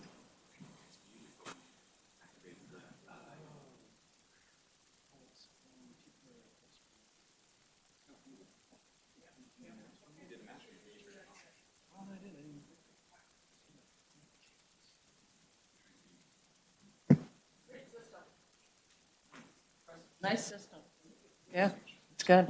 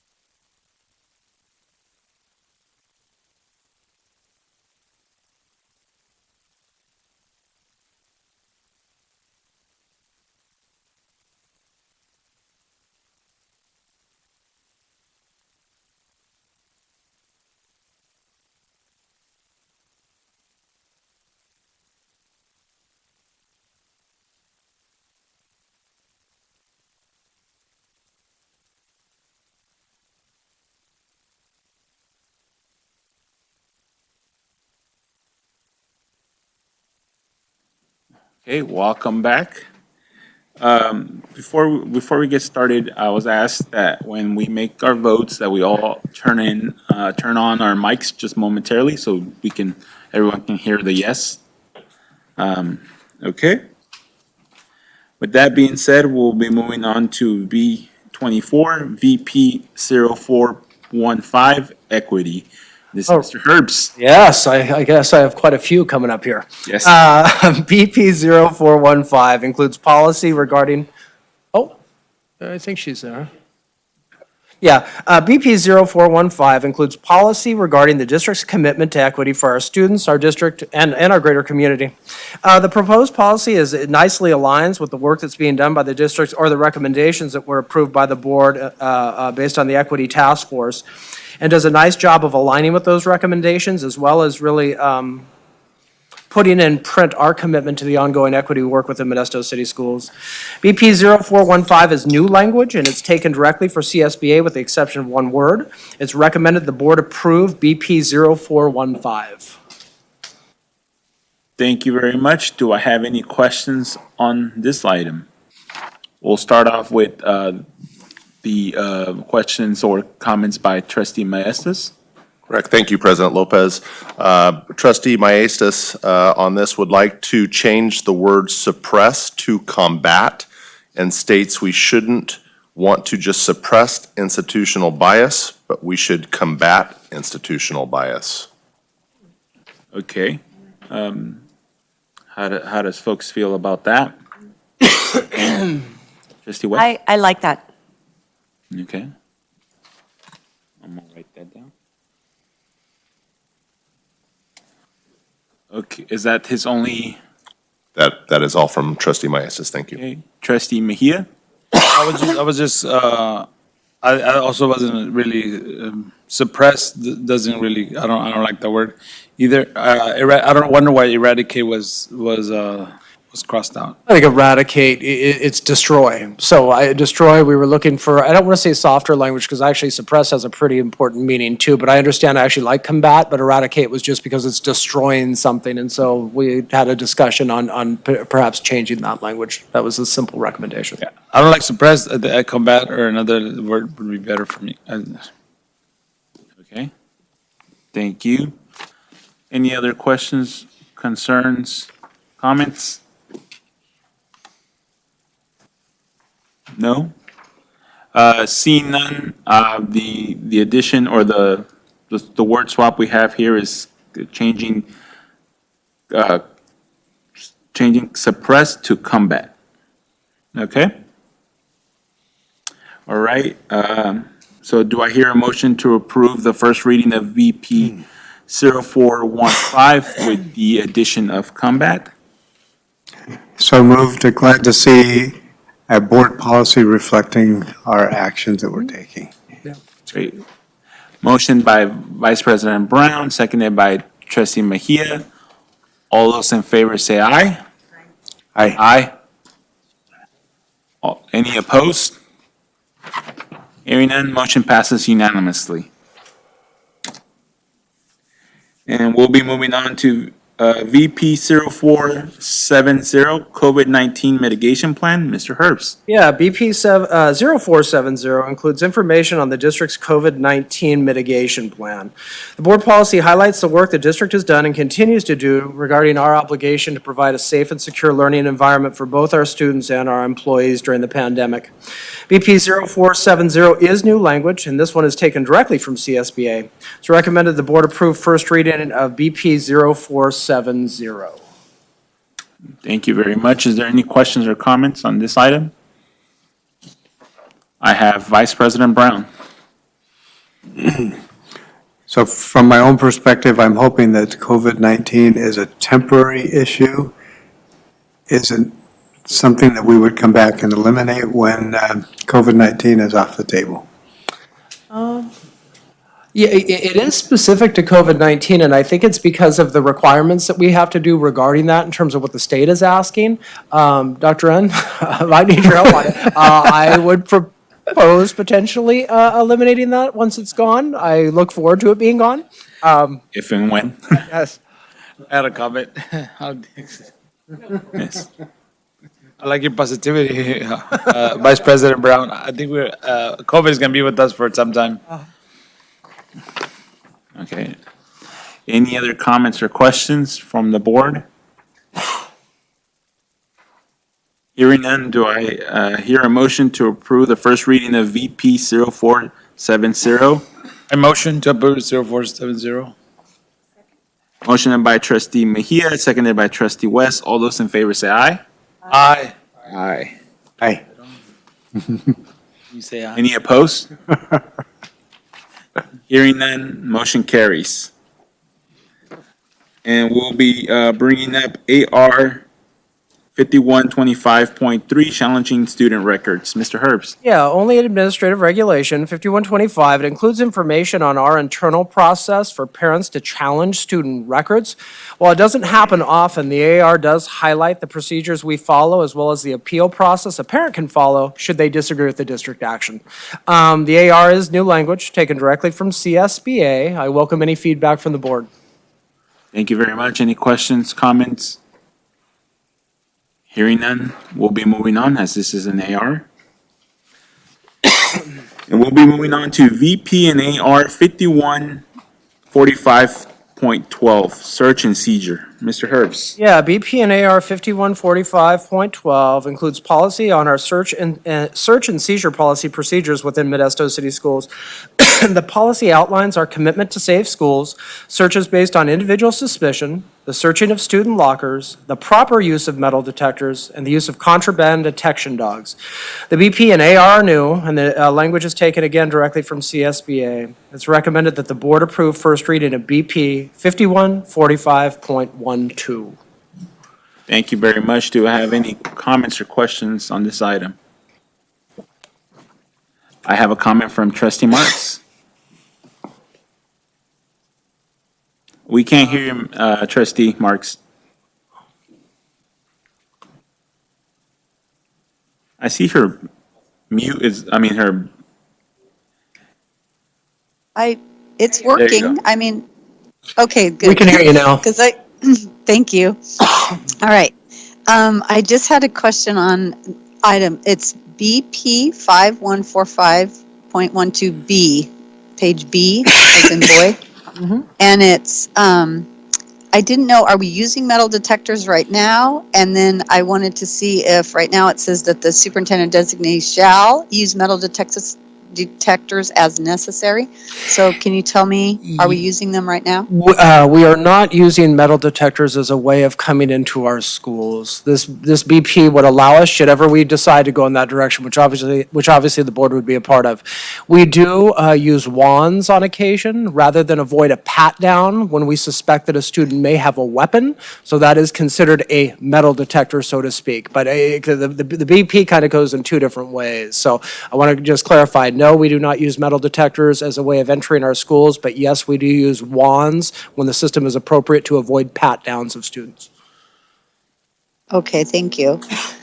And then the other one is in the AR, and it's page A on the AR. It's the very first paragraph. And it has to do with our use of the canines that sniff the individuals or their personal items.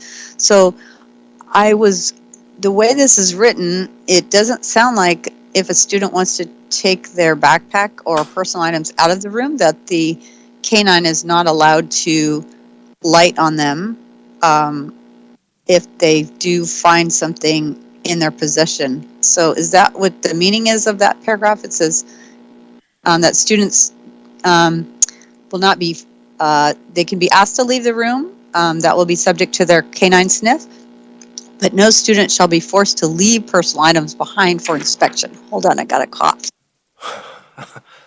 So do I, trustee Marks. Thank you. You've got dry throat too. So I didn't know if this changes how we are currently using the canines on campus? That is our existing policy. As a matter of fact, the incident that occurred at Modesto High School was as a result of a K-9 that went into a classroom. The student did refuse to leave his backpack and belonging there. As a result of that, he was pulled out into the office for a search, and then that's how the weapon was discovered. Okay, that's helpful. Because I wanted to make sure that we were still able to use the canines in a way that would identify any danger to students on campus. So I appreciate that. Thank you. And I know we've been using them for many, many years. We So, have been. Thank you. Yes, I know. I remember when we first initially started it. So it was back in 2000 or 1999. So thank you for that clarification. Thank you very much. Do I have any other questions, comments? No? Hearing none, can I get a motion to approve the first reading of VP and 5145.12, search and seizure?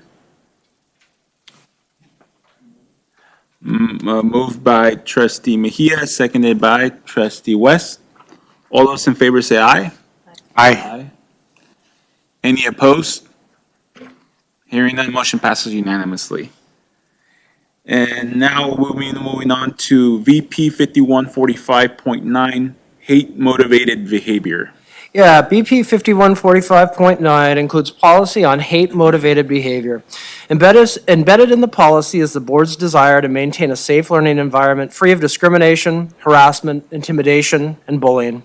The policy falls in line with the equity training, the restorative practices, and other culturally responsive teaching that we do within this district. This is new language, and it's taken directly from CSBA. It's recommended the board approve BP 5145.9, the first reading. Thank you very much. Any questions or comments from our board? Trustee Marks? So I just wanted to ask if it would be all right. I had a lot of questions and comments from a teacher last night that sent me an email late last night. And so it would be helpful if this could be at a future meeting where it's just to be able to be discussed. Plus, we don't have two board members here, and this seems like one that I would really like the input on from other board members as well on this topic. Okay, so I have a request to table the VP for a a future meeting. Do I have any comments from our board on this aspect?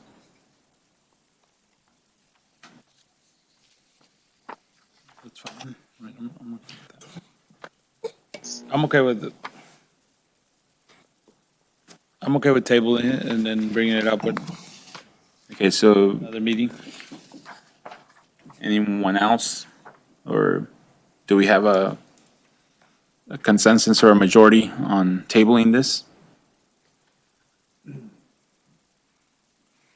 At this point, I do not have a majority to table this, trustee Marks. So the only reason I'm asking is because the teacher that sent me these questions, they're concerned about how it will impact them as a teacher in the classroom in implementing this, and they had a lot of questions on how it would be implemented. I didn't know if we ran this by a lot of teachers to find out how they felt about it. Just to make sure, I agree with the policy and the intent of the policy. I just want to make sure we can address some of these questions that are asked.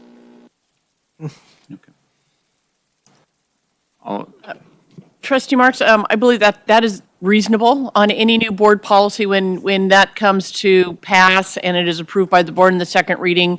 Mr. Godot and his team work with principals to identify the new changes in board policy, and ultimately, we're coming up on a new school year, so anything new that is new for teachers, that is also part of the beginning of the school year, so we can definitely ensure that this is part of the beginning of the school as it comes out through, the student handbook and such. We can ensure that there's clear support for understanding what teachers need to do in the classroom. Okay, so I'm going to make a motion to table this to a more appropriate time to answer some of those questions, especially by this particular teacher. I don't know, she might have other teachers that have the same questions. So I would ask that we are able to do that so that I can address this in a way that is reasonable for them as well. So I would ask if we could table it. So I have a motion to table BP 5145.9, hate motivated behavior. Do I have a second? I'd like to make a comment before Okay. the second is made. It feels to me like what trustee Marks is requesting could possibly be addressed in an AR that doesn't need to be part of the policy. She's, I think, addressing actual practices in classrooms and advice that teachers may need.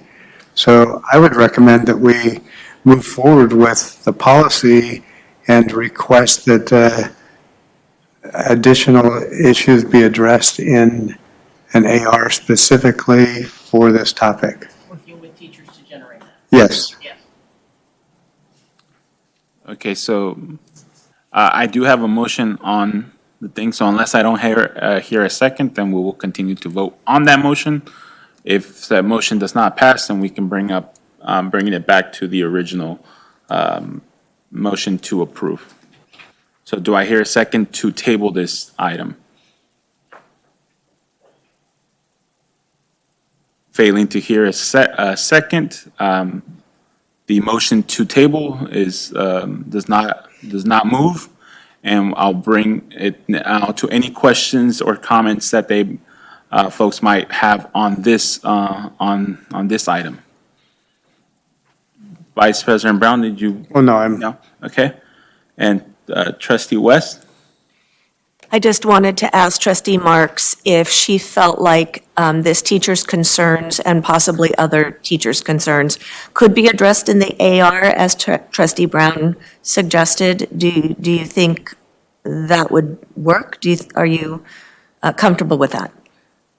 Yeah, I don't think it will. It has to do with defining, well, it does define some things in this, but doesn't define all of the ramifications or what it means. It doesn't define what a teacher, if a teacher has an alternative lifestyle or their personal lifestyle choice, how they respond in a classroom setting on that. They wanted to find out how a student can express their opinion without it being judged as hate-motivated behavior. They're just wondering about how do you figure out who's causing the emotional suffering and how do you determine which one is the victim and the non-victim in this situation. So there's just a lot of unclear concepts in it that they're concerned about, and so they just wanted to find out how best we could address those and how are you fair in this? Who's the one who's making the decisions and how are they making those decisions? So I think there was just that concern of how students are treated, how teachers would be treated in this, how teachers could enforce this in the classroom, how they're going to be able to, I mean, there's just a lot of questions on it. So I'm just bringing it up as something that I don't want to vote for it and then find out, oh my gosh, I didn't realize this is all entailed in this for a teacher to try to implement this in their classroom. So my concern was I wanted them to be able to have a chance to see if they wanted more comments or to send you all the email that they sent me. Okay, we have a comment from Mr. Godot. Yeah, just wanted to point out, it may apply or may not, but just for reference, in 5145.9C, it aligns that any complaint related to hate-motivated behavior is investigated, and if it's determined to be discriminatory, then it should be resolved utilizing the law and the district's uniform complaint procedure. So if there's a question about how a complaint would be handled, it would be addressed through our current UCP process. That's Right. how I would. So I think maybe theirs had to also do with on the item B, employees who engage in hate-motivated behavior shall be subject to disciplinary action up to and including dismissal. So I think that was a concern. So I'm just asking for more time to ensure that this is understood well and that when we implement it as a policy, because it's a brand new policy and it does have a lot of uncertain parts to it. Okay. Do I have any other comments or questions? Did I answer your question, Trustee West? Okay. So now I will, so since we weren't, the tabling was unsuccessful, I'm going to ask for a motion to approve the first reading of the VP 5145.9 hate motivated behavior. Do I have a motion to approve? Motion by Trustee Mejia. Do I have a second? Seconded by Trustee Vice President Brown. All those in favor say aye. Aye. I, with the request that we follow this with an AR for clarification. Okay. Do I hear any nays? Nay? And one nay. Okay, so this motion passes with a 4-1 vote. Okay. And we'll be moving on to our B29, the VP and AR 5148.2 before and after school programs. Yeah, BP and AR 5148.2 includes policy on our before, after-school programs, which includes the ACES program, 21st Century program, and the ELOP expansion based on the dollars that we've received. The BP focuses on the programs needed to provide both academic and enrichment activities and includes information on soliciting and monitoring of our before and after-school programs. This board policy was last updated in April of 2008. It's recommended that the board approve BP 5145.9 with the proposed revisions.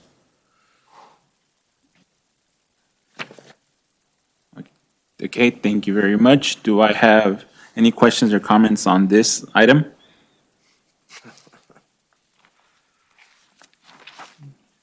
Can you repeat the policy? Yeah, I apologize. It looks I was like not I reading did it. not change the last line, so I'm actually looking for approval for BP 5148.2, not the one before. I was just, I'm trying to find it. Unless the order is a little bit off here, but. Attention to detail, my apologies.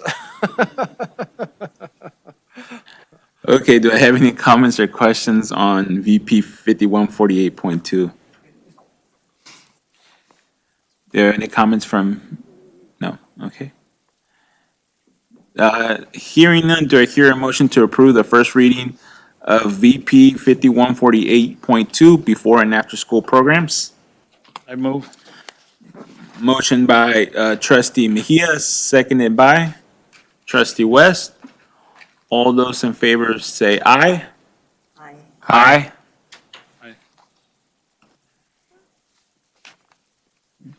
Aye. Okay, any opposed? Hearing none, motion passes unanimously.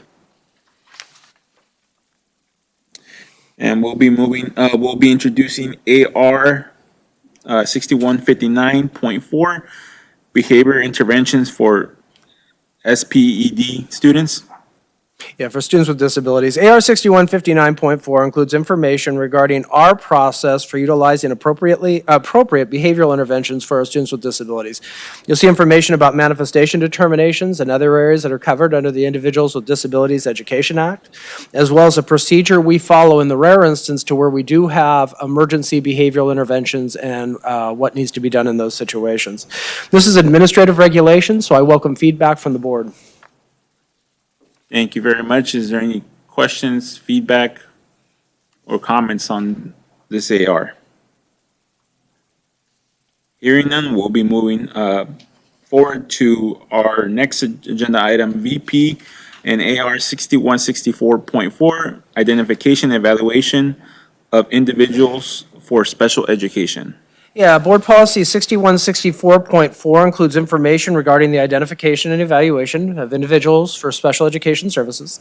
The BP is really cleanup language from the time that the board approved it last. It was last approved in October of 2018, so CSBA's made a couple adjustments to that board policy that actually I think it does read better and is more accurate. It's recommended that the board approve the first reading of BP 6164.4. Thank you very much. Do I have any questions or comments from our board members? So I have one. Trustee Marks?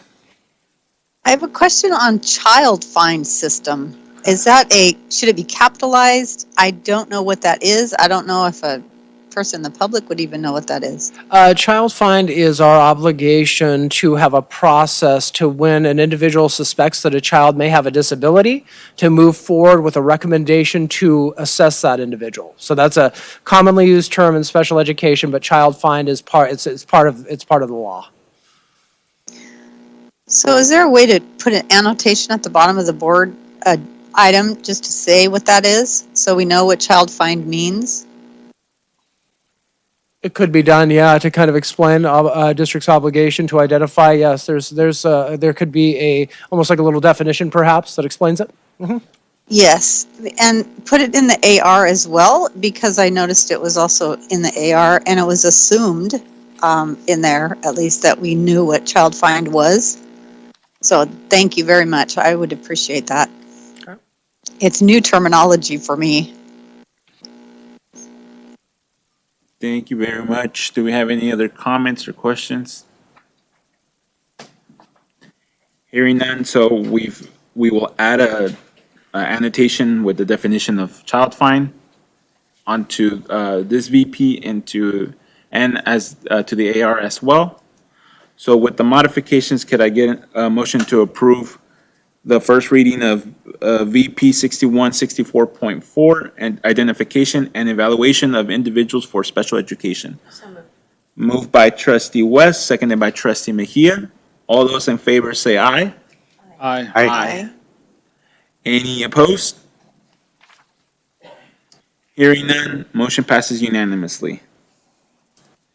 And we'll be moving on to our next item, VP and AR 6164.41, children with disabilities enrolled by their parents in private school.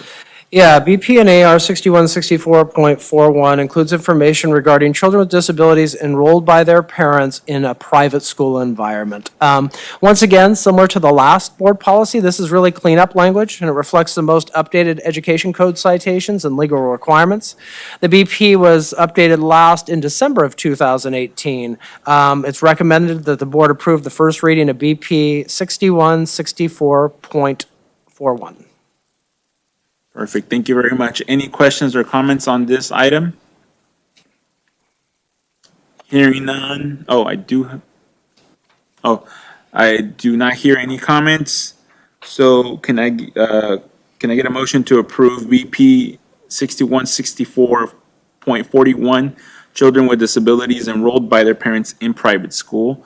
Motion by Vice President Brown, seconded by Trustee Mejia. All those in favor say aye. Aye. Any opposed? Hearing none, motion passes unanimously.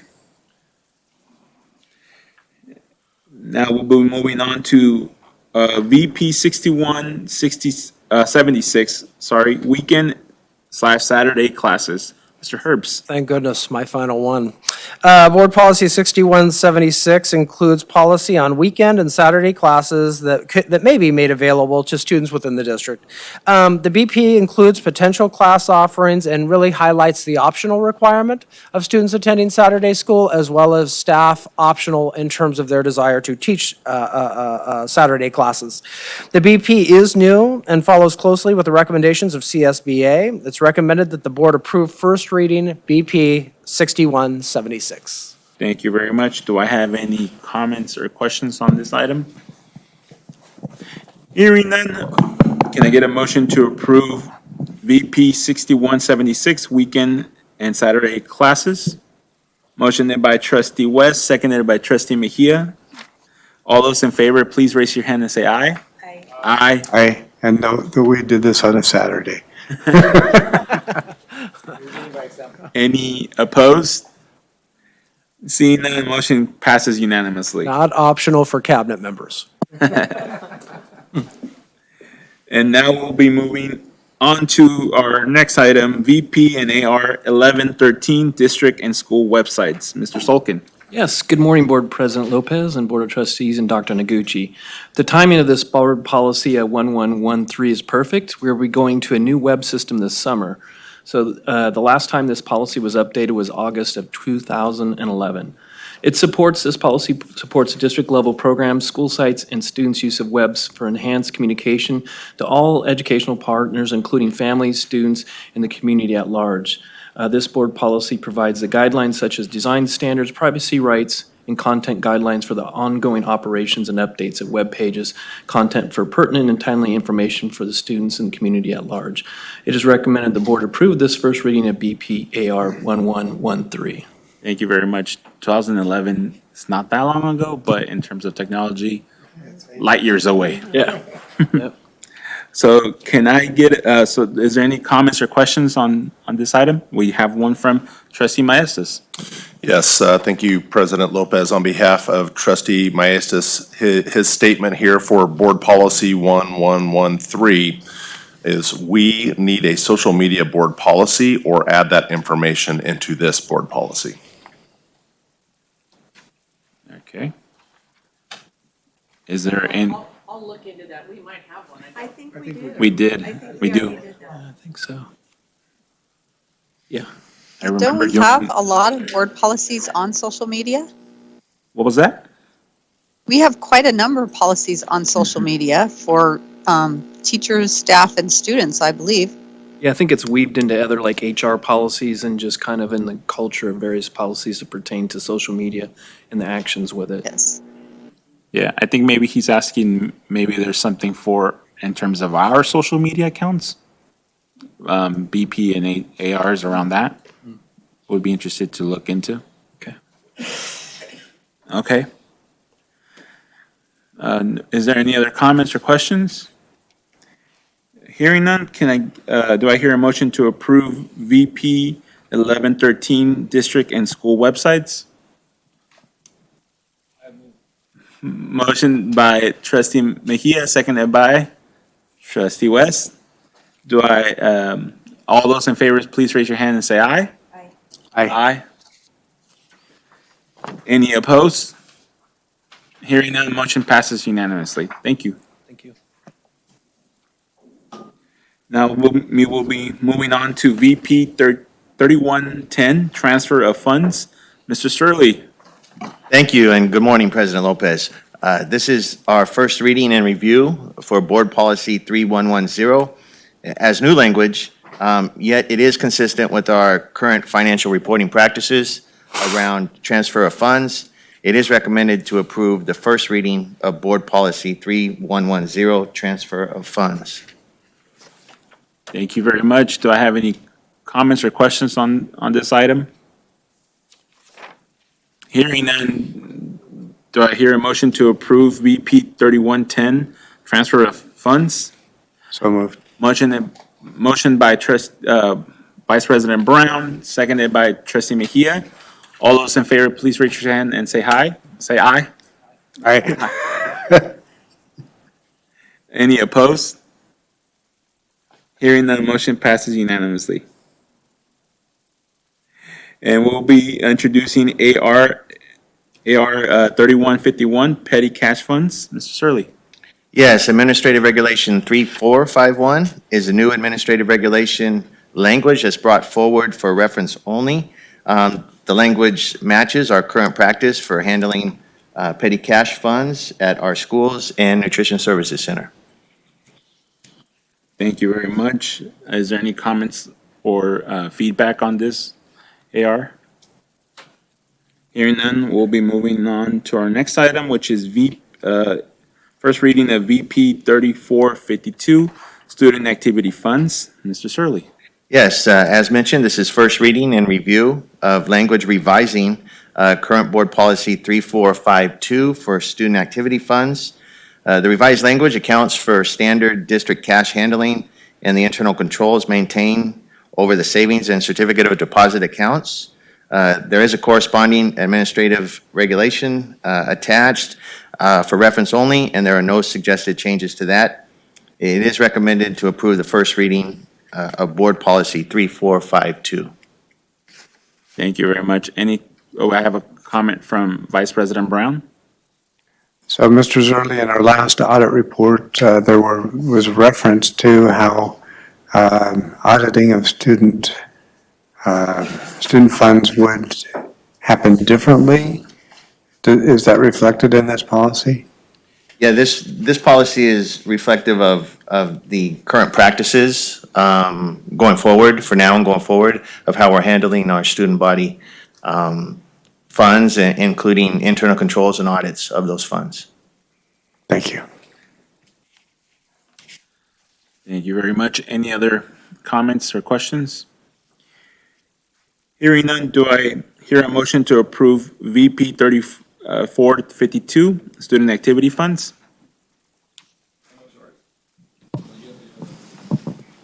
I'm sorry, I almost missed a trustee Maestas input here. My apologies.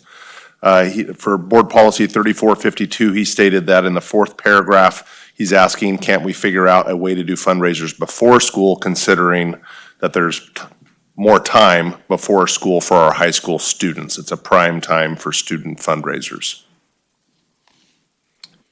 Yeah, that's a great question. Unfortunately, Education Code sets the timeframe for when you can have what they refer to as non-compliant food or beverages sold on your campuses. And it really is to not compete with the federal nutrition school lunch program. And that is outlined in Education Code. We can't change that. Now, it says the non-compliant, so I don't know how much fundraising a student group would get selling bananas and apples and fruits and vegetables, but it would be prohibiting the sale of candies or cookies or anything like that at those times. And because it's stipulated in Education Code, there's not much we can do about that. Okay. Any other comments? We had established there was none. So, do I hear a motion to approve VP 3452, Student Activity Funds? Moved by Trustee West, seconded by Trustee Mejia. All those in favor, please raise your hand and say aye. Aye. Any opposed? Hearing none, motion passes unanimously. This takes us to our next item, VP and AR 3460, Financial Reports and Accountability. Yes, this is first reading and review of Board Policy 3460, represents new language. I was quite surprised. We did not have this board policy in existence already because it does outline how we handle our financial reporting and accountability. And so this, it is recommended. We approve first reading of Board Policy 3460. And I don't believe there is corresponding administrative regulation. Again, it aligns to our current financial reporting around budgets, interim reports, and annual audits.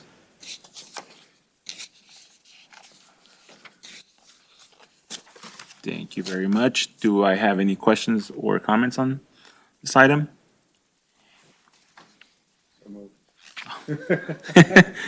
Okay. Hearing none, do I hear a motion to approve the first reading of VP 3460, Financial Reports and Accountability?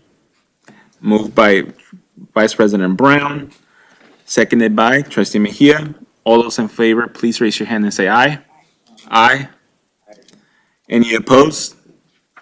Hearing none, motion passes unanimously.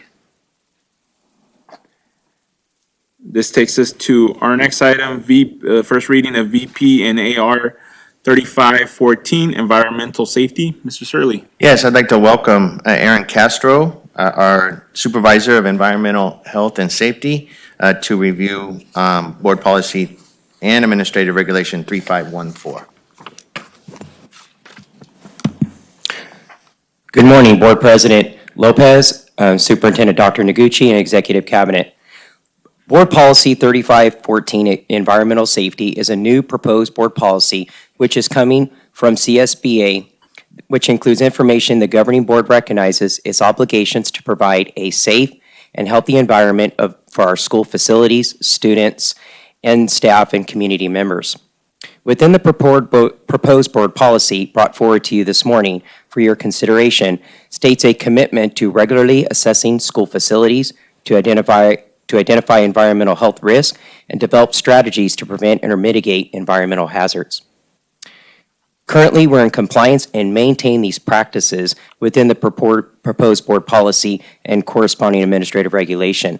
It is recommended the board adopt the first reading of BP 3514 and for your review, the corresponding AR. I'm available for any questions.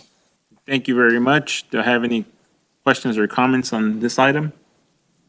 Hearing none, do I hear a motion to approve the first reading of VP 3514, Environmental Safety? I have a motion by Trustee West, seconded by Trustee Mejia.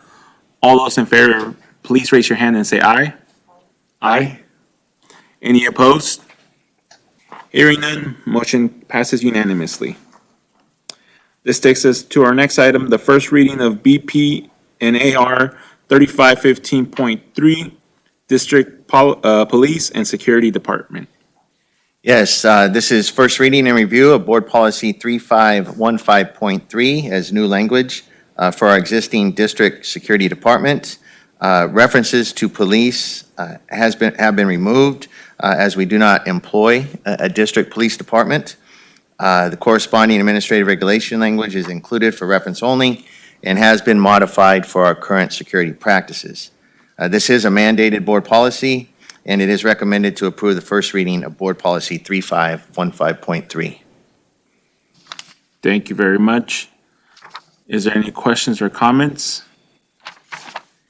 Hearing none, do I hear a motion to approve? Oh, yes. I have All right. one question. We I have know, a question. that's okay. I wanted to find out if we end up having police as security or make a partnership with them again, will we need to revise this in the future, this policy, to add the police back in? The very next board policy for review, the next agenda item, should cover that question, Trustee Marks. Oh, right, because I remember seeing that it was both at some point, but I thought, oh, is this one going to eliminate it? Okay, that's fine. Thank you. Thank you.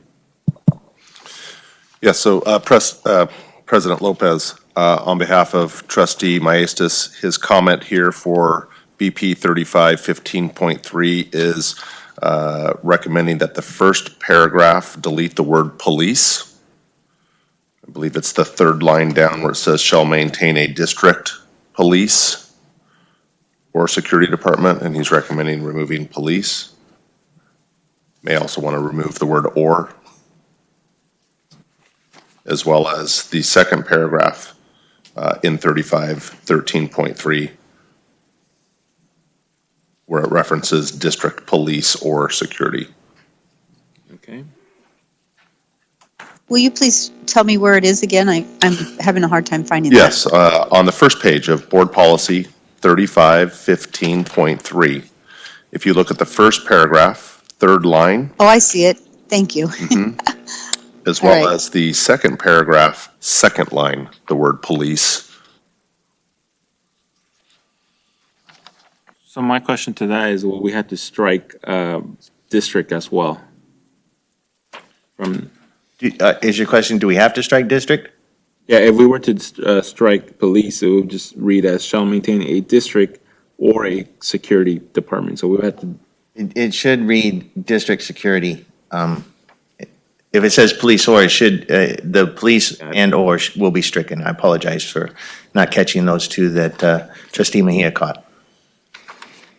so we would remove police or. Yes. Okay. And the same thing for the second page of 35, the same thing, literally the same. They just missed on the top, first paragraph, second page on the top line, the same. It was just, if you could take that away as well. Correct. That is just the same as the other one prior. Okay, so is there any other questions or comments to make additions? Okay, so I have it now as removing police or on 3 different occasions, on our first paragraph and second paragraph of our first page, and our first paragraph of the second page. So with that, do I hear a motion to approve the first reading of VP 3515.3, District Police / Security Department with the removal of police or? I have a motion by Trustee West, seconded by Vice President Brown. All those in favor say aye. Aye. Any opposed? Hearing none, motion passes unanimously. Second. This takes us to our next item, first reading of VP 3515.31, School Resource Officers. Mr. Yes, Shirley. thank you. This is first reading and review for Board Policy 351531, School Resource Officers. This board policy appears because it's listed as a mandate. Although we are not currently offering school resource officers, nor are we in talks with the city of Modesto to add them at this point in time. It is recommended to approve first reading of Board Policy 3515.31 in the event that in the future they ever come back to Modesto City Schools. Do I have any questions or comments from the board? I have Mr. Mejia. Yeah, I was just a comment. Yeah, I would like to see them back in the school campuses. That's just my comment. So I'm gonna actually sustain on this vote. Okay, so you mentioned City of Modesto Police. Is that the same with sheriffs? I don't know of any past arrangement with the Sheriff's Department to provide resource officers, but that would be the case, and I apologize because Gregory is maintained by the Sheriff's Department. So that would be correct. It would not, at this point in time, does not include any sworn law enforcement officers from any agency. You know, it is something to consider and think about. Approving a board policy is one thing. Approving funding for police on campus is another. So while the board policy could be approved and it's there, the end of the day, it doesn't come into play until after you've approved dollars for those individuals. That's just something to think about. Okay. Thank you. Are there any other comments? Hearing none, do I hear a motion to approve the first reading of VP 3515.31, School Resource Officers? Motion by Trustee West, seconded by Vice President Brown. All those in favor, raise your hand and say aye. Aye. Aye. Any opposed? One opposed? So this motion carries with a 4-1 vote. So part of our board bylaws and just trying to reinforce how we operate as a board and as a governance team, when we vote no, we need to share why we vote no. So while it just brings context to the understanding for the team as a whole, and I know Cindy and Chad, they were part of, well, actually, the 4 of you were part of writing those board protocols. So I would say that just like when Trustee Marks said a no, she had already mentioned beforehand her opposition, and I believe Trustee Mejia said his opposition when he spoke, right? But if you want, Yeah. just. I could just say, I don't see the need for officers to be on campuses. We have security and we have mental health counselors. There's a lot of other research that shows there's a lot more preventative ways than having law enforcement on campuses. And that just, for some period, after lots of research and that's happened and personal experience, that I think we are best not to have officers on on campus. I think with our security and all the other resources that we now have in abundance, I mean, not abundance, but a lot of, that I think we could definitely be in a good position that way. Okay.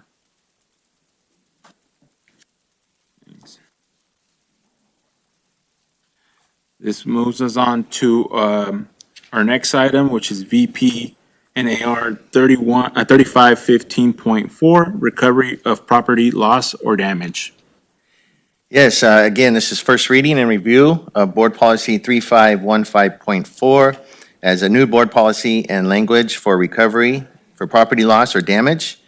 It is recommended to approve the first reading of Board Policy 3515.4 and the corresponding new language for administrative regulation. 3515.4 is included for reference only.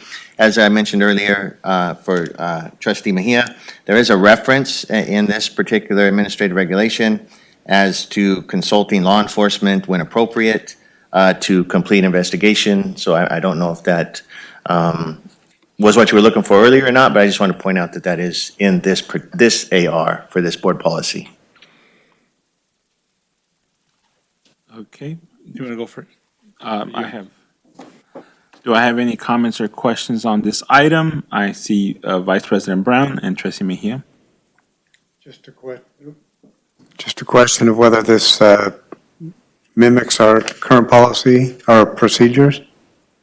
It does. In my time here, the only, it did come up with the Bret Hart arson damage. And this does align with our current procedures. Good. Thank you, Mr. Yeah, my comment was around when are they contacted? So the when does it happen was a little bit of my comment.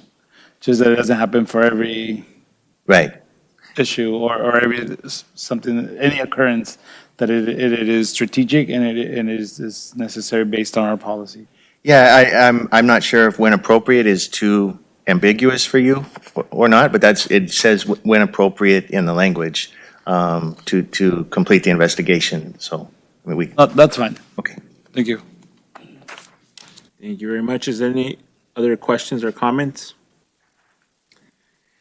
Hearing none, do I hear a motion to approve the first reading of VP 3515.4, recovery of property loss or damage? Motion by Vice President Brown, seconded by Trustee Mejia. All those in favor, please raise your hand and say aye. Aye. Aye.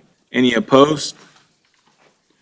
Hearing none, motion carries unanimously. This moves us on to our introduction of AR 3515.6, criminal background checks for contractors. Mr. Surley. Yes, this item is for review of language for Administrative Regulation 3515.6 and criminal background checks for contractors. I just want to assure the board and everybody else that although this was not an administrative regulation this does align with our current practice for contractors that are performing work on our schools and completing background checks for their employees. Thank you very much. Is there any questions or feedback on this item? Hearing none, we'll be moving on to our next VP, which is VP 3516. No, it says AR. We'll be moving on to VP 3516.5, emergency schedules. First reading and review of Board Policy 3516.5 as new board policy and language for emergency school closures.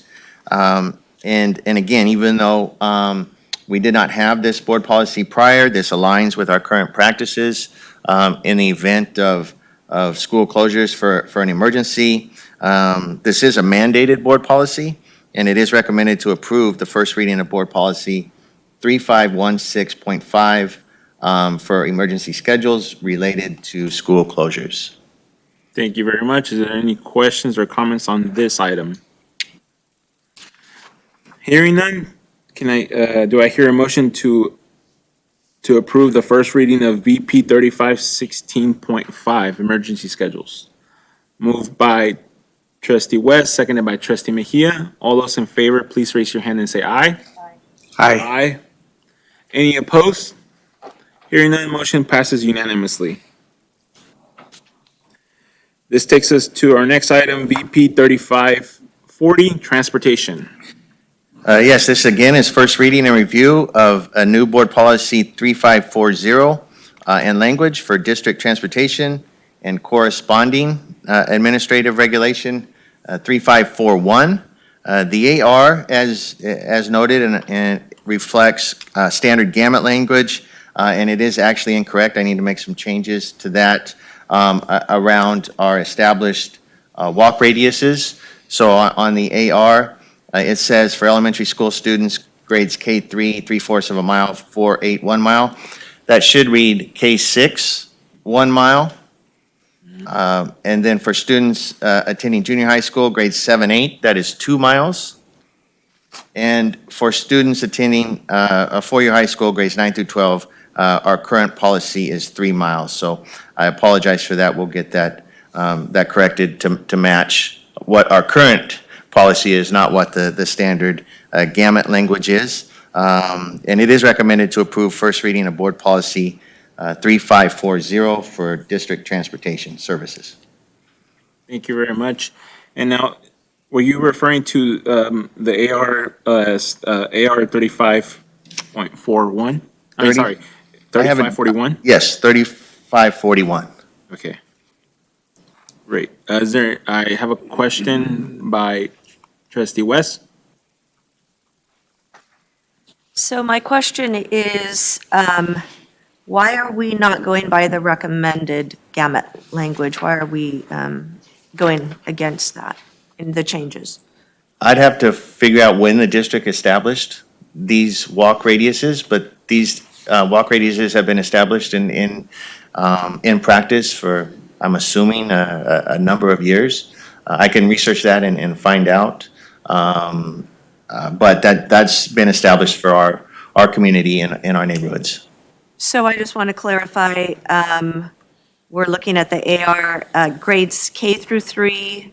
Our current radius is 1 mile, grades 4 through 8 is 2.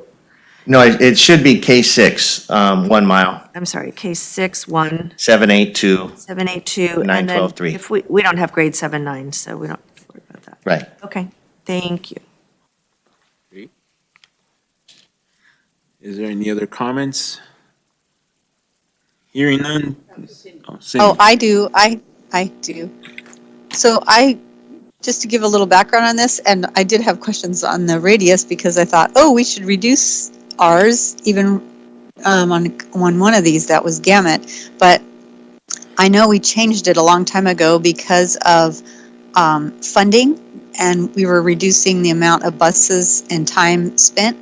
But as I've seen over the years, I believe it might help increase our attendance and getting students there on time if we could move the distance and make it closer to school. And I agree with changing it from, well, I was thinking all the junior high and high school should be 1 mile away because I thought that they might get there sooner.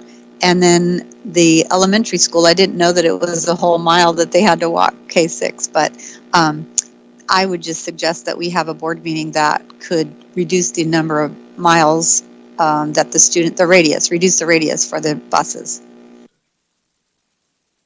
So what I would encourage Mr. Zerly to do is to take a look at, get some comparative numbers, because if we change this, we're changing all the bus routes that we just put together for this next year. And we were planning to go out to the community around time schedules very soon. So I'm going to ask Mr. Zerly to do some research on what that would look like, and we can bring it back at a subsequent board meeting or special board meeting. I think while the ship may have sailed for this coming year, we all know there's work that's going to be done this next year around potentially boundaries. That would be an opportune time to take a look at our boundaries and transportation mileage here and put that together as one project, if folks are good with that. We still can take a look at what the implications are. So by changing a mile, I agree with everything that you're saying. But by changing it, there are larger implications for bus drivers and buses and all that stuff. So it's not an easy fix, but it's definitely something we can look at as we look at in the fall, a bigger project, and that is boundaries. Does that sound reasonable? That's reasonable. I just, I had mentioned it like a month ago, so, but I'm happy to see us at least work towards that. I thought that it was unfair that our students would have to walk farther than other students to school, though I'm sure it helped with exercise, but I just felt like it would be better if we could make it so they could get to school just go back to the way that it was. I just thought that was fair. So, okay, thank you. Trustee Mejia? Just because it inadvertently harms students who do not have whose parents may not drive or may not have access to two cars to be able to drive their students to school. And I thought that it would be helpful to be able to change it when we can. Thank you, Trustee Marks. My comment was going to be pretty much the same as Dr. Noguchi, just figure out what other districts are doing and about just figuring out the comparisons to see if we're staying on task. And of course, she mentioned everything else that's going to happen. Thank you.